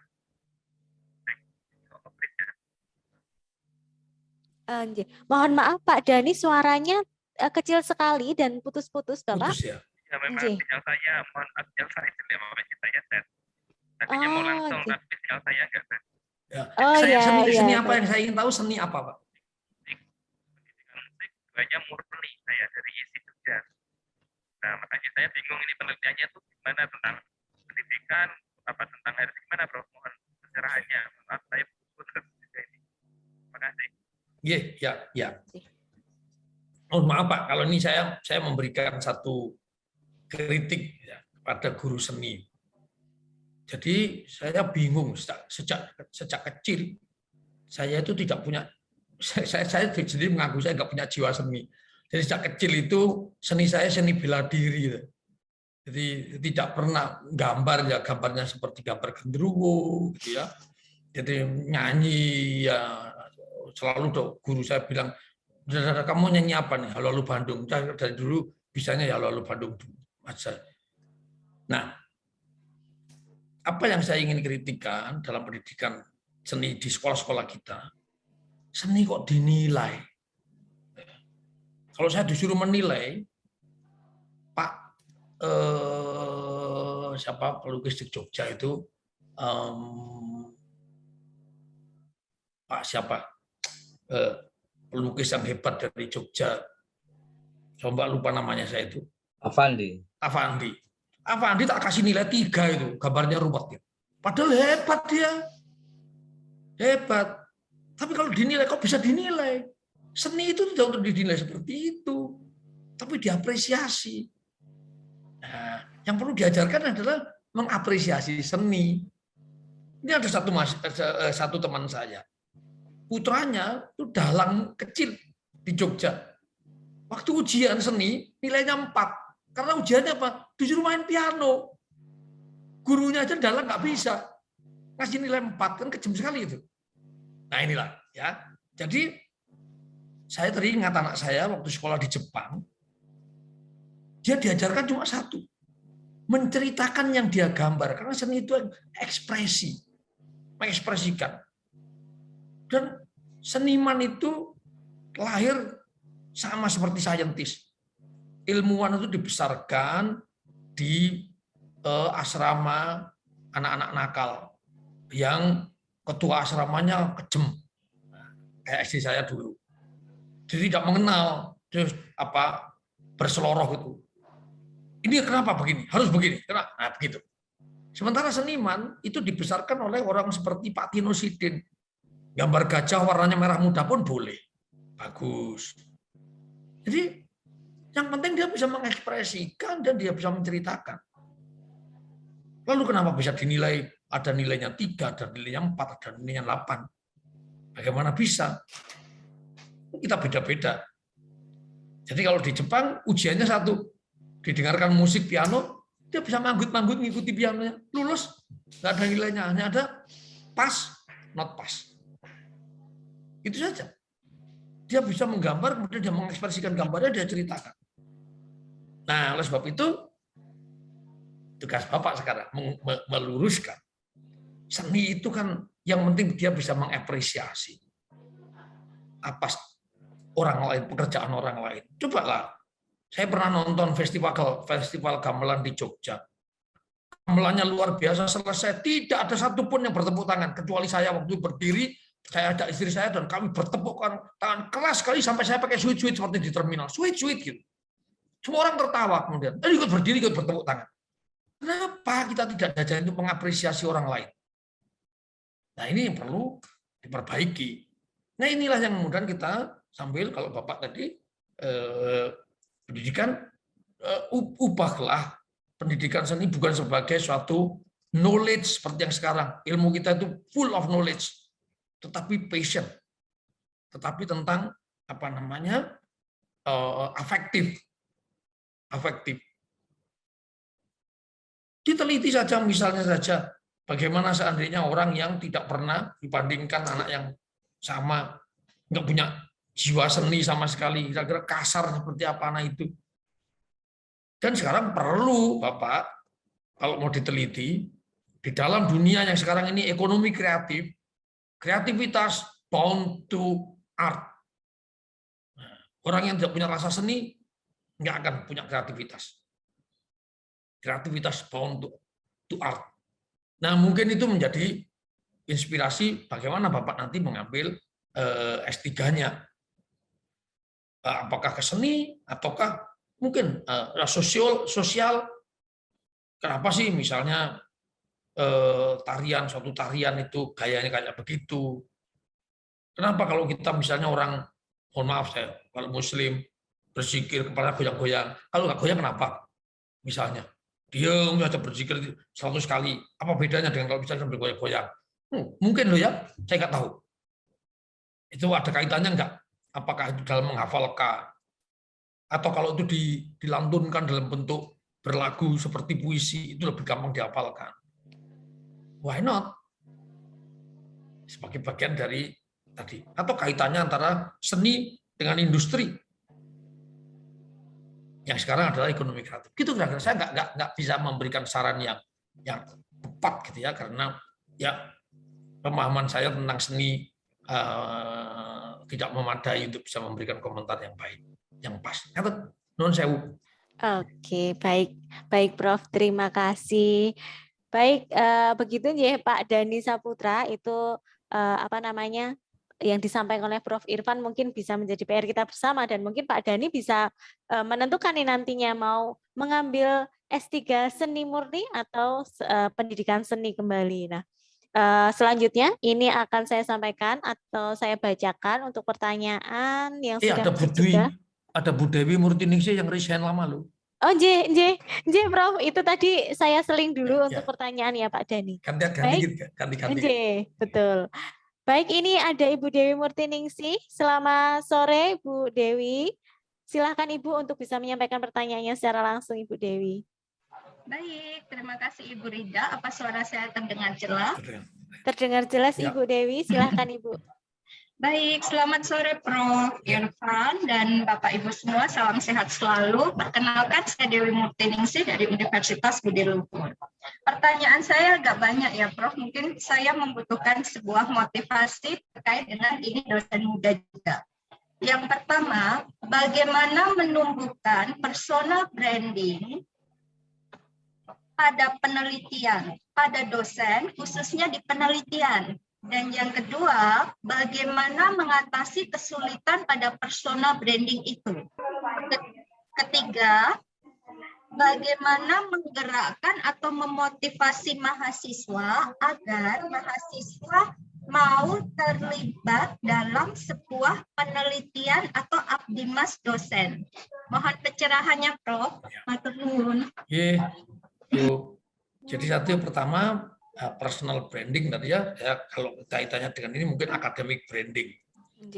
Academic branding akan terbentuk kalau penelitian kita itu unik untuk kita. Ya. Misalnya tadi kalau saya contohkan, saya memulai dengan penelitian, saya tidak linear loh. Saya tidak linear, tapi selalu misalnya di Lampung, saya membimbing mahasiswa S3 karena saya ke sana, saya punya proyek dari UNDP, United Nations Development Project, UNEP, United Nations Environment Project, terus bagaimana mengurangi pembabatan hutan.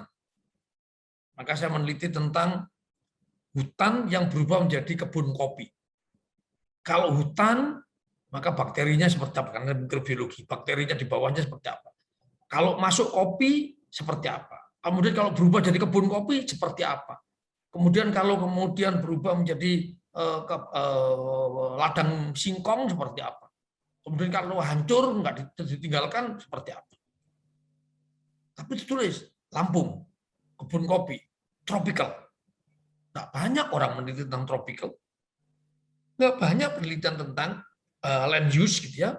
Dari hutan menjadi kebun, tanaman masuk, kemudian dari kebun kopi, nggak banyak.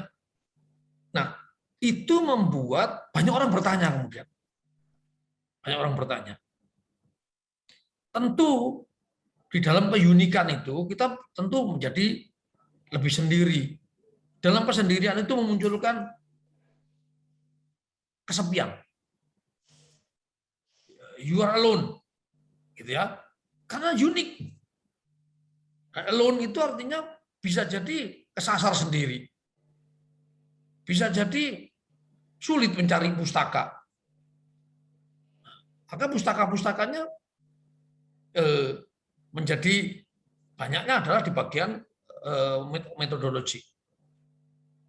Tapi lagi-lagi ketegaran kita, coba paper saya yang pertama yang saya mendapatkan apresiasi luar biasa adalah membuat bakteri yang semula nggak bisa makan nilon, jadi bakteri bisa makan nilon. Itu publish tahun 92 di Applied and Environmental Microbiology. Itu orang juga, profesor saja mengatakan konyol. Ya kalau kamu berhasil, kalau nggak berhasil, ya sudah, nggak lulus. Kalau nggak lulus gimana? Ya pulang. Nggak apa-apa. Nggak apa-apa, itu dagelan-dagelan itu nggak pakai gelar dokter juga kaya kok. Nanti catat dari dagelan saja. Gitu. Nggak jadi profesor juga nggak apa-apa. Nah, jadi dibutuhkan kegilaan yang seperti ini. Ketika saya tertarik untuk mencoba ini, why not? Gitu ya. Itu. Jadi unik. Dan uniqueness itu harus dibayar dengan satu, ketegaran kita terhadap nggak laku, gitu ya, nggak laku, ketidaklakuan bidang itu. Tapi kalau kita teruskan publish, dan tentu karena unik, publikasi menjadi lebih mudah, lebih mudah. Cobalah meneliti tentang kerbau, akan gampang. Nggak banyak orang meneliti kerbau, padahal itu ada di Indonesia. Ini bagi yang misalnya dari peternakan, meneliti kerbau. Gampang. Saya baru publish satu. Dari perut kerbau itu bakterinya apa saja. Kerbau, jarang yang meneliti. Nah itu ya, unik. Kemudian dengan uniqueness itu publish, ditulis. Nah kadang-kadang perlu dituliskan, kalau sudah masuk ke tempat lain, di dalam personal branding itu ada komentar. Dikomentari misalnya, kenapa saya meneliti kerbau? Sehingga orang-orang terinspirasi. Oh, iya ya, gitu ya. Ada yang menentang dulu, Pak, kerbau itu nggak laku dijual. Siapa yang bilang? Dagingnya nggak enak, enak tidak enak kan soal budaya bisa diatur. Dulu bebek itu barang nggak laku, makanan yang melarat itu. Sekarang bebek Haji Selamat itu di mana-mana ada. Bebek Sinja itu cabangnya berapa? Nah, jadi uniqueness ini membuat kita lonely, tetapi pada saat yang sama more komparatif lah, memenangkan secara komparatif. Terus diberi background-nya, diberi ilustrasi background-nya. Yang dengan ilustrasi background itu mahasiswa akan tertarik. Mahasiswa ini kan umumnya sekarang tidak tertarik, dia terpekur di lab, gitu ya. Tapi dia kepingin untuk what can he got from apresiasi dari masyarakat. Nah, saya bersyukur di UGM banyak anak-anak yang seperti itu. Jadi mereka lebih suka kalau penelitian itu berdampak ke masyarakat. Nah inilah yang kita perlu dorong terus, ya. Dari kita sendiri, publish, dan kemudian di luar publikasi ditambah lagi tadi ya medsos yang terkait dengan misalnya di FB nggak buruk, lewat FB memang tidak dapat nilai tapi nggak buruk, membuat kemudian kita punya branding. Brandingnya apa? Brandingnya orang itu meneliti sesuatu yang diperlukan masyarakat, branding sudah. Begitu kira-kira, Bu. Oke, monggo Ibu Dewi. Baik, begini Prof, saya sambung. Prof tadi menyarankan untuk agar PD mempublish. Nah, pertanyaan selanjutnya, bagaimana membuat dosen itu untuk PD dalam mempublikasikan penelitiannya? Satu. Yang kedua, Prof mengatakan bahwa penelitian harus unik. Nah, unik ini bisa kita dapatkan dari sebuah novelty penelitian terdahulu atau sebuah riset gap, atau uniknya itu kita dapat dengan bertapa. Bagaimana, Prof? Ya. Mohon pencerahannya, matur nuwun. Kalau untuk anak S3, saya kalau saya membimbing S3, saya tidak izinkan dia banyak-banyak baca dulu. Kenapa? Begitu dia banyak membaca, maka dia menjadi penjiplak dari yang dia baca. Saya akan tanya dulu, kamu sebetulnya kepingin apa sih? Misalnya ada satu mahasiswa saya sekarang. Sebetulnya kamu kepingin apa sih? Saya kepingin tahu bagaimana munculnya ketahanan terhadap antibiotik, Pak. Kan muncul bakterinya dikasih antibiotik baru muncul, berapa bulan kemudian muncul baru lagi. Terus dia buat penelitian tentang ketahanan terhadap antibiotik ciprofloxacin.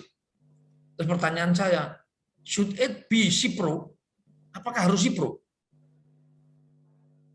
Diam. Karena cipro terbaru oke. Intinya kan kepingin tahu bagaimana munculnya ketahanan toh. Gak harus cipro toh? Iya. Nah, lagi-lagi dikejar lagi sampai akhirnya oke. Sebetulnya kepingin apa toh? Setelah goyang saya tanya, kepingin apa? Enggak, Pak. Lingkungan kita yang luar biasa tercemar di Indonesia, apalagi di Jakarta, ini kan tempat kawah candra di muka bagi bakteri-bakteri. Berbagai macam zat ada di sana. Memunculkan kemudian ketahanan-ketahanan yang kalau dia itu penyakit, wah itu penyakitnya luar biasa karena tahan segala macam obat. Nah, begitu. Ini kan asli pikiran Bapak ini. Nah, mari kita kejar. Baca caranya sekarang. Baru baca caranya mengejar. Ketangkep dulu. Apa yang ingin dikejar? Jangan baca. Kalau baca dulu, apa yang dikejar? Itu hasil dari sintesis bacaan orang lain. Sekarang bertapa dulu untuk berpikir, saya ingin mengejar ini. Kalau sudah ketemu, mari kita cari caranya ngejar. Naik taksi kah? Naik Gojek kah? Naik Grab kah? Atau naik apa yang lain? Itu caranya baru kita pelajari. Begitu. Nah, bagaimana memunculkan kepedean tadi? Orang akan pede kalau dia yakin bahwa yang dia teliti itu baru. Kalau dia yakin bahwa yang dia teliti itu berguna. Kalau tidak, dia diajar ragu-ragu. Lagi bagaimana reviewernya bisa nggak ragu-ragu? Dia harus yakin dulu. Bagaimana meyakinkan itu? Sering-seringlah datang ke masyarakat supaya tahu bahwa penelitian saya itu memang diperlukan. Jangan misalnya ini ada satu dulu mengusulkan mahasiswa saya pengaruh pemotongan akar kedelai terhadap pertumbuhan kedelai. Saya kaget saya. Maksudnya enggak, ini kalau kedelai itu Pak kalau dipotong ujungnya kan terus bercabang dia sehingga bertambah banyak daunnya. Kalau bertambah banyak daunnya kan bertambah banyak fotosintesisnya. Oke. Nah, kalau akarnya dipotong kan akarnya makin lebar, makin banyak. Nanti kan bisa menyerap makanan itu makin banyak, menyerap air makin banyak. Oke. Wes, terus pertanyaan saya, kalau terbukti bahwa pemotongan itu akar itu baik, nanti kamu nerapannya gimana? Nanam kedelai, umur 3 bulan dicabut, dipotong, tanam lagi. Dicabut, potong, tanam lagi. Genep 1 hektar mati kamu. Lagi kemudian artinya not just curiosity. Apakah itu bisa diterapkan? Nah, begitu dia nangkep, oh iya Pak, wes. Nah, oke, ditulis. Kita penelitian berdasarkan, dituliskan dia yakin sudah bahwa apa yang dia lakukan ini bermanfaat, dibutuhkan orang. Maka publish. Cepat. Pertanyaan kan satu, paling-paling kemudian pertanyaannya adalah detail dari pelaksanaan penelitian, berapa cc-nya, berapa menitnya, berapa suhunya, yang begitu-begitu detail. Nah, itulah membuat lagi kemudian ini panjang kalau saya ngomong begini. Di mana di kelas itu saya tiga kali kuliah. Bagaimana menentukan bahwa penelitian kita itu gampang? Saya minta selalu kalau mahasiswa itu mulailah penelitian itu dengan pertanyaan yang gampang dijawab. Apa pertanyaan yang gampang dijawab? Mengapa? Angel, mengapa itu? Apakah? A? Gitu ya. Apakah kalau diberi pupuk tanaman itu akan tumbuh lebih bagus? Ya loh. Jadi dibuat dengan pertanyaan yang jawabannya ya dan tidak dulu. Tapi kalau dosen untuk S3, ya bagaimananya itu dibuat dari apakah ini sampai 10 apakah. Dijawab semua, nanti jadi bisa menjawab bagaimana. Bagaimana itu kalau dipecahkan jadi apakah ini. Begitu tuh jelas begitu. Menggambarkannya jadi jelas. Nah kadang-kadang yang saya sering kalau saya menjadi reviewer untuk peer review jurnal, itu reviewer aja nggak nangkep janjane ini sebetulnya orang ini mau kepengen cerita apa sih? Itu saja nggak jelas. Dalam bahasa Indonesia loh ini. Nah, nanti kalau sudah jelas, lagi supaya tidak dikomentari yang nggak enak, jangan ada salah ketik. Ya. Kalau salah ketik itu kan satu, ini kayak misalnya tamu disuguh dengan mie yang belum matang, ya, karena belum dibaca 2 kali. Nah, kamu aja nggak mau baca 2 kali, apalagi saya tak tinggal moh. Kamu aja yang nulis nggak mau baca 2 kali, lah kok saya disuruh baca? Itu. Jadi jangan ada salah ketik. Jangan ada kesalahan misalnya preposisi. Di sebagai awalan dan di dengan kata depan, sebagai kata depan. Banyak loh dari kita yang nulis kayak begitu aja nggak benar. Sehingga komentarnya tuh jelek. Nah, malah semangat biasanya. Setelah itu. Nah, ini untuk meningkatkan kepedean, baca 2 kali. Tulis dulu sederhana dulu. Caranya berpikirnya sederhana, laksanakan, ditulis. Maka karena kita memahami, maka kita yakin pede bisa dipublish. Karena kita sendiri memahami. Begitu, Bu.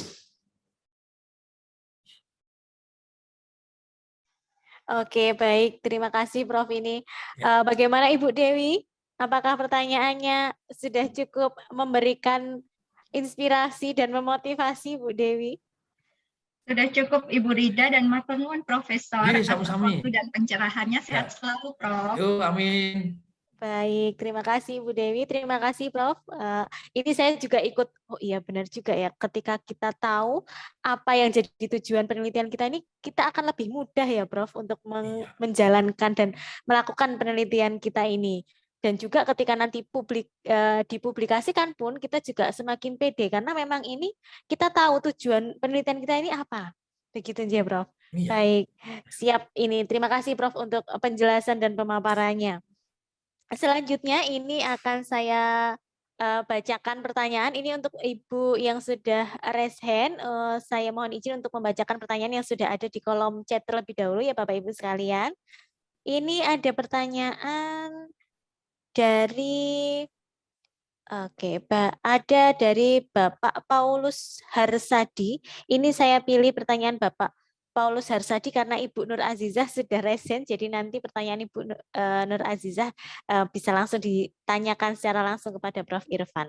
Ini untuk pertanyaan dari Bapak Paulus Harsadi, ini saya bacakan. Mohon izin dalam kondisi tidak bisa resen ya. Baik Bapak, tidak masalah. Mohon saran dan arahannya untuk para dosen muda seperti kami ini, Prof. Apakah dalam meniti karir dosen dan bagaimana membuat fishbone yang sesuai dengan kita? Apakah kita ikut guru-guru kita dulu atau langsung saja terjun ke belantara penelitiannya ini, Prof? Bagaimana ini, Prof? Dulu saya pun nggak punya fishbone, nggak pakai begituan.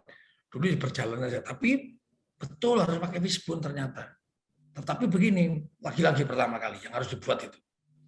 Saya tuh kepingin apa sih? Misalnya sekarang ini. Sekarang saya punya penelitian tentang pemanfaatan palm oil mill effluent, limbah cair pabrik kelapa sawit. Kenapa? Sawit Indonesia ini kan terbesar di dunia.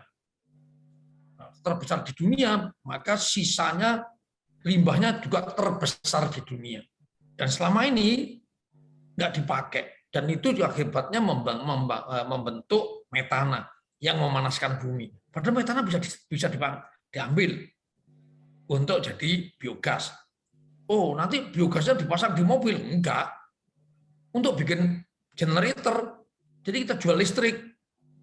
Yang pabrik listriknya, pembangkit listriknya menggunakan biogas di lokasi sawit ini. Nah, maka pertama, jadi listrik itu pada tahun keberapa? Oh, sebelum jadi listrik, dia harus keluar gasnya dulu, jadi biogas. Harus tahu jadi biogasnya berapa banyak. Nah, kalau itu bisa jadi biogas, kita harus tahu lagi di belakangnya kondisi menghasilkan biogas. Kalau tahu kondisi menghasilkan biogas, oh harus tahu kondisi BOD COD. Sebelum tahu BOD saya udah harus tahu ini dulu. Terus ditarik mundur, ditarik mundur. Impian terjauhnya dipasang, itu bisa berjalan kalau saya tahu lebih dulu ini. Oh, ini bisa jalan kalau saya tahu lebih dulu ini. Terus maka akan terbentuk fishbone tadi. Ya. Terus itu kan ada cabangnya. Itu tidak satu langkah. Oh, ini harus cabang. Maka kita berkolaborasi kemudian. Berkolaborasi dengan teman-teman dari kimia. Berkolaborasi dengan teman-teman dari teknik mesin. Berkolaborasi dengan yang lain. Memunculkan kemudian kalau kolaborasi, begitu tahu ada kolaborasi, dikomunikasikan. Harus ada komunikasi sehingga muncullah perjumpaan antar ilmu. Kita tidak bisa mengatasi semua karena kita bukan Superman. Kita juga bukan Bandung Bondowoso yang bisa membangun Candi Prambanan dalam semalam. Dan tidak ada yang jadi Superman. Kata Jering, Superman is dead. Ya, jadi nggak usah berpikir jadi Superman. Kita bekerja sama dengan orang banyak karena we are common people. Nah, kita nyuplai, kita menyumbang sedikit. Ngajak orang lain untuk juga nyumbang dikit-dikit. Gitu. Sehingga memunculkan fishbone tadi diwujudkan dalam rangka itu. Oke. Baik, terima kasih Prof. Ini semoga tadi Bapak Paulus Harsadi bisa sudah terjawab apa yang dijadikan pertanyaan beliau. Oke, ini ada pertanyaannya. Ada komentarnya, Prof. Ini ada tanggapan dari Pak Paulus Harsadi. Berarti lebih dari top to bottom ya, Prof, untuk fishbone ini? Enggak juga. Tapi kita tahu dari kita sendiri lah. Oke. Dari kita sendiri kita tahu. Saya kepingin misalnya saya kepingin ke Surabaya. Pertama yang saya harus lakukan, saya tahu jalan menuju ke Surabaya.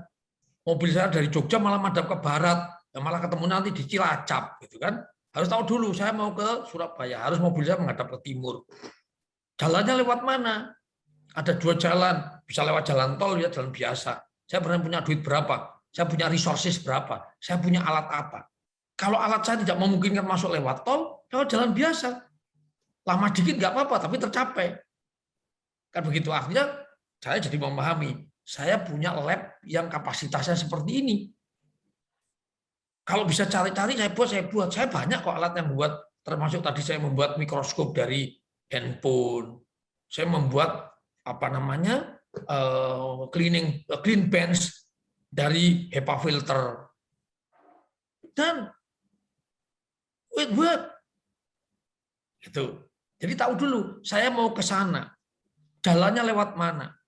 Dan saya punya resources seperti apa? Saya punya mobil kah? Atau saya punya motor? Kalau saya punya motor, jangan masuk tol, sempit, nggak boleh. Nah, ini kan kemudian tahu kita di mana. Tapi tahu dulu pertama kali, which direction you want to go. Itu diputusin nomor 1. Kemana tujuan kita? Baru kemudian cari peta. Dari peta itu kita tahu, boleh lewat sini jika begini, boleh lewat sini jika begini. Kita punyanya apa? Nah, gitu. Siap.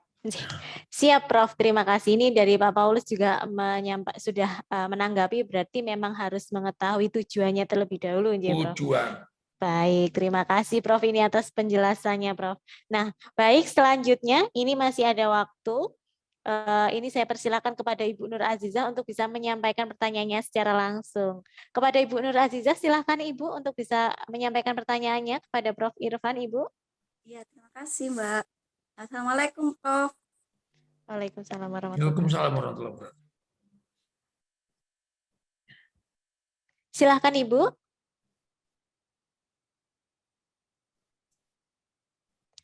Halo Ibu Nur Azizah. Halo Ibu.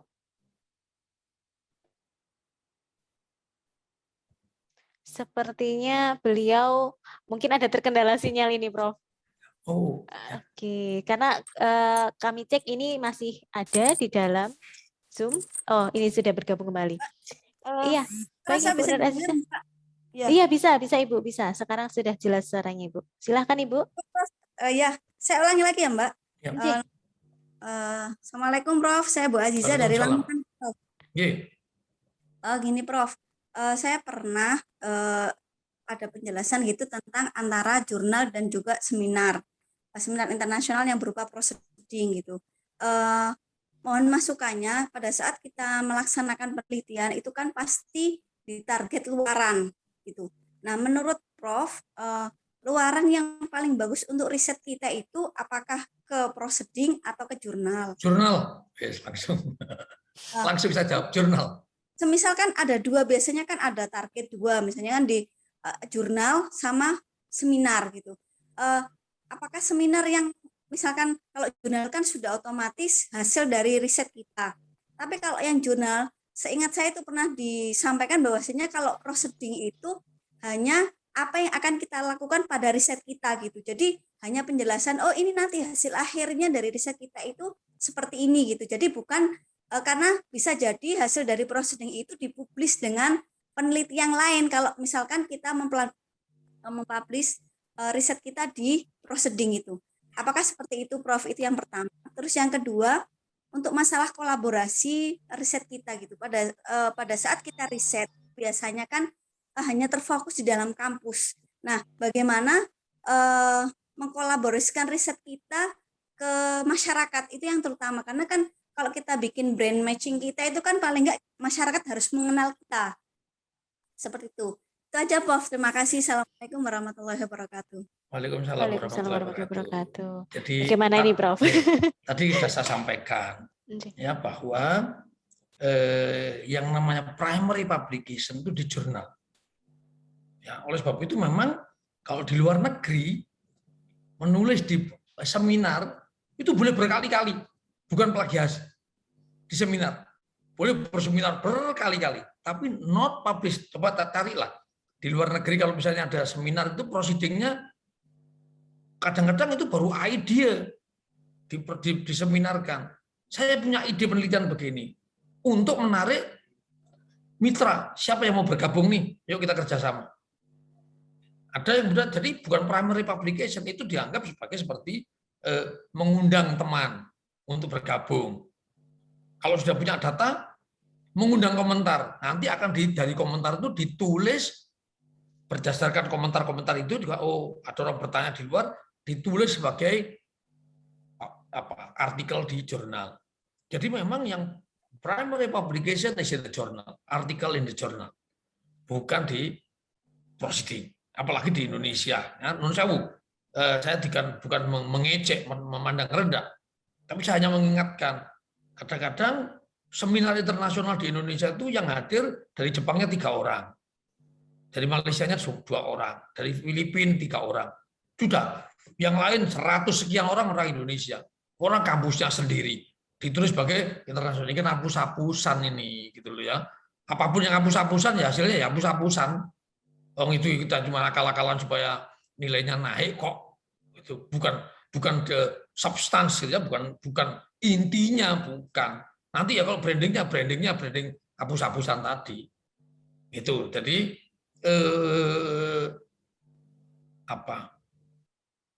kan kita diajari untuk sabar. Ini bersabar. Jadi jangan bersabar itu hanya cuma ketika kita mensitir kitab suci, bersabar. Tuhan bersama orang-orang yang sabar, tapi kita sendiri nggak sabar, ya. Ya kita Tuhan bersama yang sabar. Saya nggak terlalu yang bersama Tuhan, mungkin begitu. Jangan begitu. Jadi beyond the track, ya, beyond the track akan sampai tujuan kita akan sampai. Kalau kita persisten di situ terus. Itu yang pertama. Kedua, di masyarakat misalnya, siapa bilang penelitian itu harus di laboratorium untuk bisa dipublish? Saya publish di Korea. Untuk apa penelitian apa? Penelitian di Dieng bersama masyarakat. Saya menemukan bakteri yang bisa menghancurkan telur nematoda. Nah, suatu hari ada orang dari Dieng datang ke Fakultas Pertanian. Terus ke timur, ke barat, ke timur, ke jalan nggak jelas. Saya kan kasihan nih, jangan-jangan orang ini nyari seseorang, ya. Saya sapa, Assalamualaikum Pak, nyari seseorang. Nggih, ya, nyari orang yang bisa diajak ngomong, orang stres ini pasti. Saya nanya baik-baik jawabannya gitu. Saya bisa diajak ngomong kok. Terus dia baru cerita, saya itu dari Dieng Pak. Saya sudah 2 tahun ini nggak panen, saya petani kentang. Oh kenapa? dimakan ulat kecil-kecil warnanya kekuningan ya kayak keemasan. Iya, Bapak tahu, iya. Nematoda sista kuning kan itu. Iya, kok sudah tahu? Iya. Ngobatinya gimana? Nggak bisa diobati. Loh, ya perguruan tinggi seperti UGM nggak bisa ngobati kayak begitu, terus ngapain? Dibayari oleh rakyat itu, malah nesu-nesu saya. Saya bilang, sebetulnya saya punya penelitian, saya coba di pot, bisa membunuh. Tapi saya belum pernah nyoba di lapangan. Lu kenapa nggak dicoba di lapangan? Lah orang Dieng itu kalau nyewakan lahan mahal, nggak cukup duit saya. Terus dia diam. Kalau pakai lahan saya Pak, gratis. Loh, kamu mikir murah, Pak? Bibit kentang itu mahal, Pak. Tenaga kerja di Dieng itu mahal, Pak. Pupuk itu mahal, Pak. Dia yang semula marah-marah, sekarang ganti tak marahi. Terus dia telepon-teleponan dengan timnya di Dieng. Terus dia pulang, dia bilang, Pak, saya nggak bisa jawab, Pak. Ya. 2 minggu kemudian nelpon saya, Pak Irfan, silakan Bapak coba itu tadi bakterinya, dicoba di lahan saya, bibitnya saya sediakan, pupuknya saya sediakan, tenaga kerjanya teman-teman satu kelompok tani saya. Nah, saya lakukan. Penelitian bukan ini. Penelitian. Yang kemudian sambil ngajari masyarakat. Malah saya ngajari metodologi riset. Ketika dia bilang, ini Pak, yang di sini. Oh, ini kan yang paling banyak hamanya, mate kabeng kolan. Enggak, ayo dibagi. Itu ada ulangan. Jadi jangan saya nggak percaya namanya dilalah. Nggak boleh, jadi harus 3 kali ulangannya. Ulangannya terpisah-pisah. Kalau memang manjur, berarti di sana ya baik, di sini baik, di sana lagi baik. Saya jadi dan publish di jurnal terbitan Korea yang Q2. Jadi nggak harus. Bapak penelitian itu harus di laboratorium yang daki angel banget, enggak. Ya, enggak kayak begitu. Tapi riset should be done according to gitu kan ya, scientific apa kriteria, ada ulangannya. Nah, kemudian misalnya ada kalau di lapangan jumlah ada pembandingnya karena eksperimental. Enggak apa-apa. Dan lagi, ketika kita menceritakan itu, karena saya mantap betul, saya bisa meyakinkan. Karena saya yakin dengan apa yang saya lakukan. Saya bisa meyakinkan orang lain bahwa penelitian saya ini serius. Terus, lagi-lagi setelah publish, baru masuk ke LinkedIn, baru masuk ke Google Scholar, baru masuk ke ini, untuk menambah pembaca. Ya, untuk menambah pembaca. Dengan pembacanya bertambah, akan menambah jumlah pensitasi. Dengan menambah jumlah orang yang membaca, lebih banyak orang yang menawarkan kerjasama untuk bisa membantu penelitian kita, baik dananya, alatnya, dan lain sebagainya. Begitu, Bu Nur Azizah. Baik, begitu Ibu Nur Azizah, bagaimana Ibu? Apakah sudah cukup jelas penjelasan dari Prof. Irfan, Ibu? Ya, terima kasih Prof. Mungkin juga bisa minta kontaknya Prof. Saya ini sedang Mbak Rida dikasih aja, Mbak Rida. Baik Bu Nur Azizah, nanti bisa langsung kontak admin saja Bu, nanti akan kami share kontak Prof. Irfan. Saya beberapa kali ke Lamongan, karena ada satu desa di mana Paciran, di dekat Paciran sana, kami punya binaan, saya lupa nama desanya, dekatnya rumahnya Amrozi. Oh, Solokuro ya Prof? Aduh, saya lupa namanya itu. Menuju ke Tuban gitu dari sana. Di sebelah baratnya jadi. Ya, Oke. Nah, baik, terima kasih Prof. Irfan untuk jawaban pertanyaan dari Ibu Nur Azizah. Nanti Bu Nur Azizah bisa langsung kontak admin untuk bisa mendapatkan kontak Prof. Irfan secara langsung. Baik Prof, ini sudah pukul 3.50, tapi ini mungkin saya berikan kesempatan satu pertanyaan lagi kepada yang sudah resen, ini Ibu Eka.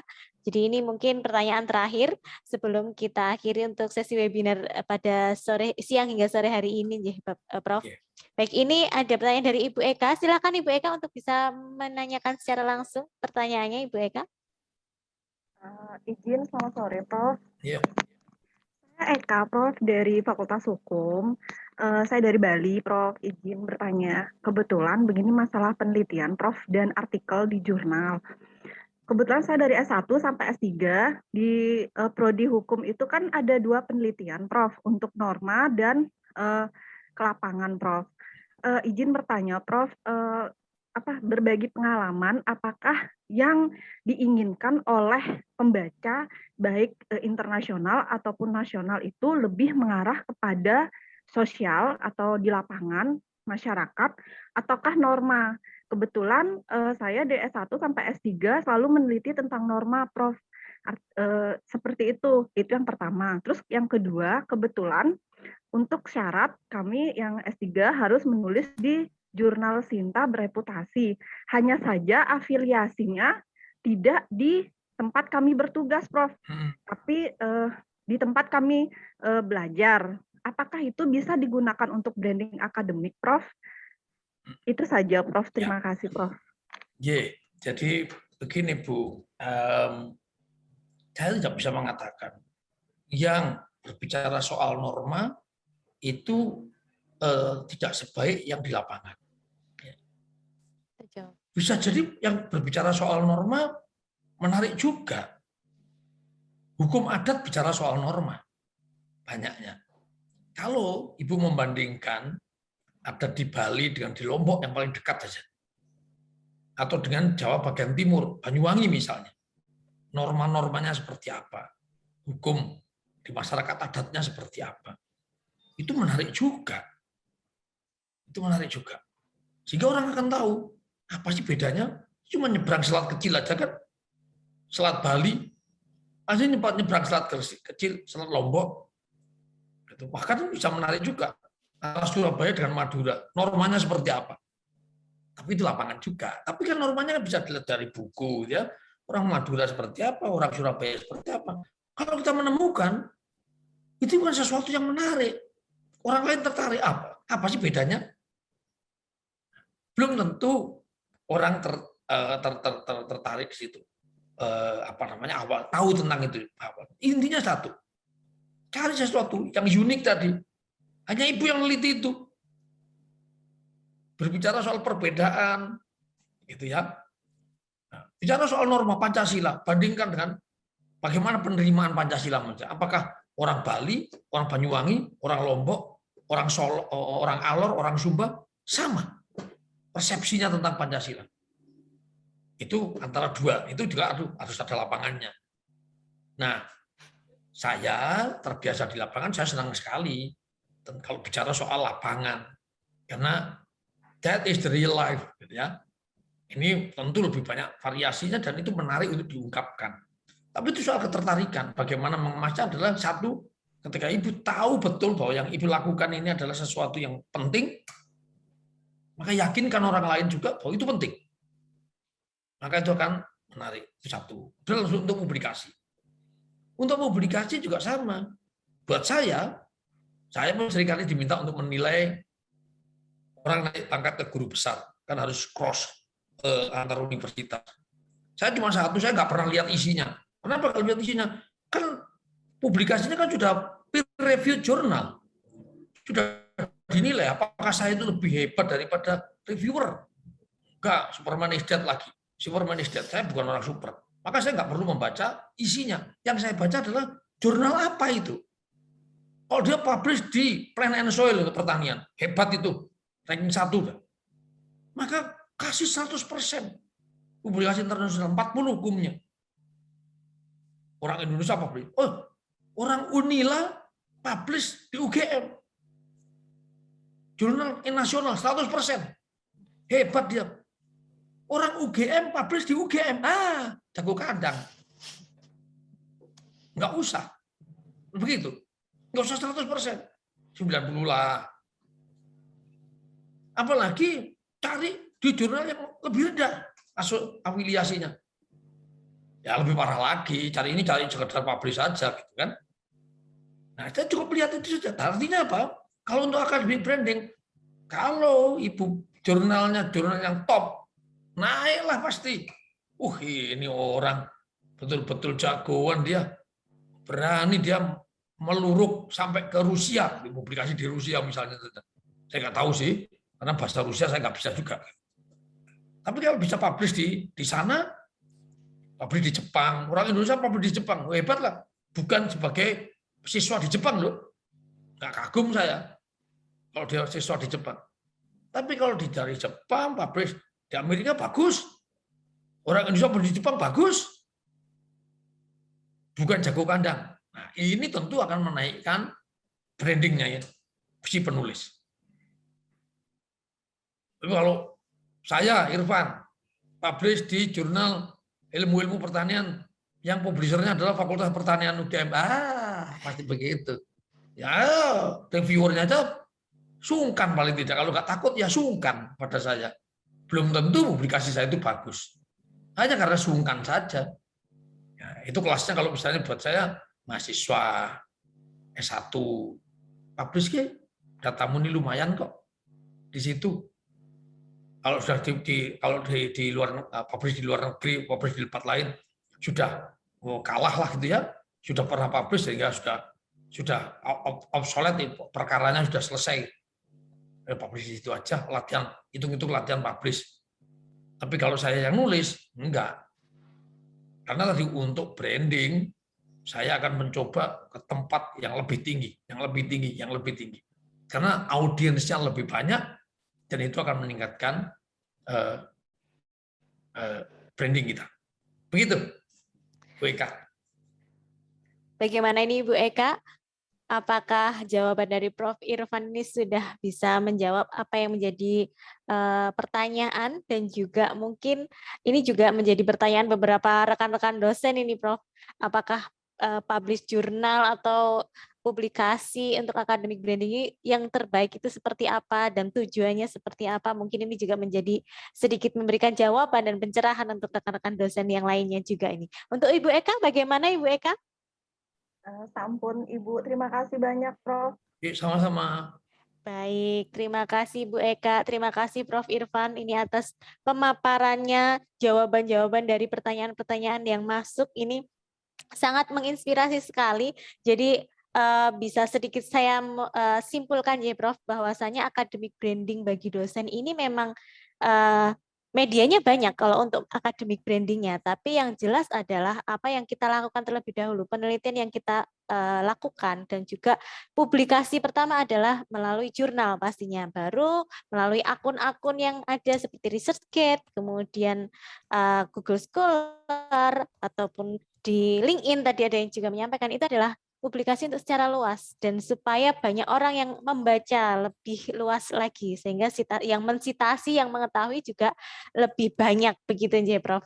Jadi untuk Bapak Ibu sekalian ini yang sedang ingin mencapai guru besar atau ingin berkarir sebagai dosen secara lebih serius lagi, lebih optimal lagi untuk yang namanya guru besar ini adalah bonus. Jadi ketika kita menjadi dosen, kita meneliti dengan sepenuh hati, kita melakukan tugas-tugas kita dengan sepenuh hati, itu insya Allah nantinya guru besar ini pasti akan kita capai dengan sendirinya. Begitu ya Prof.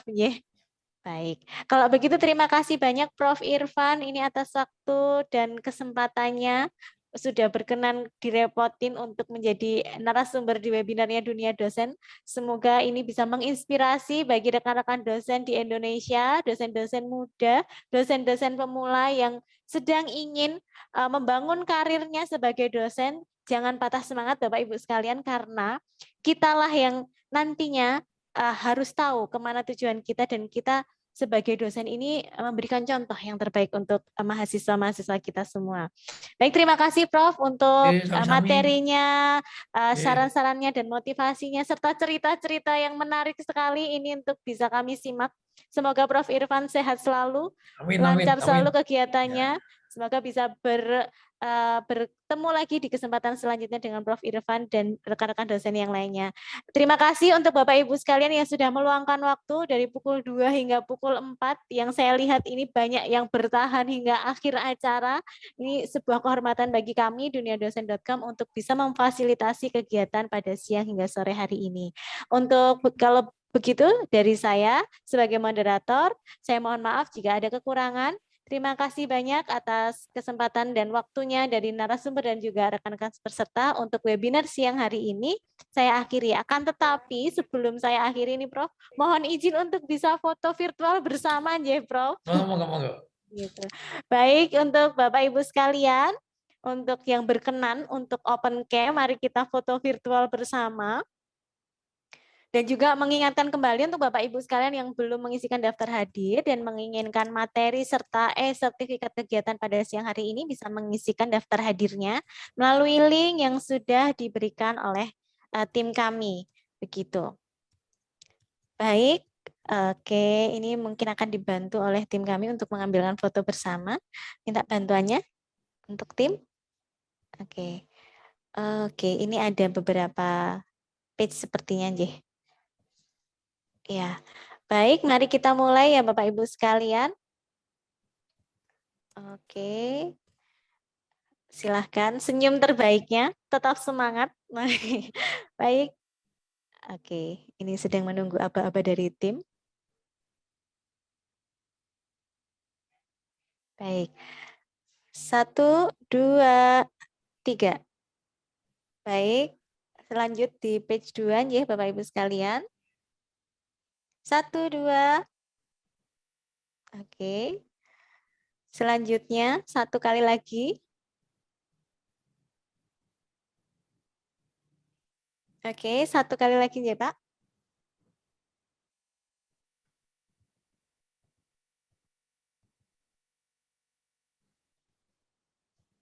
Oke, baik. Sudah cukup. Terima kasih banyak untuk foto virtualnya Prof. Irfan. Terima kasih. Selamat melanjutkan aktivitas kembali. Semoga besok diberikan kelancaran di perjalanannya keluar kota. Baik.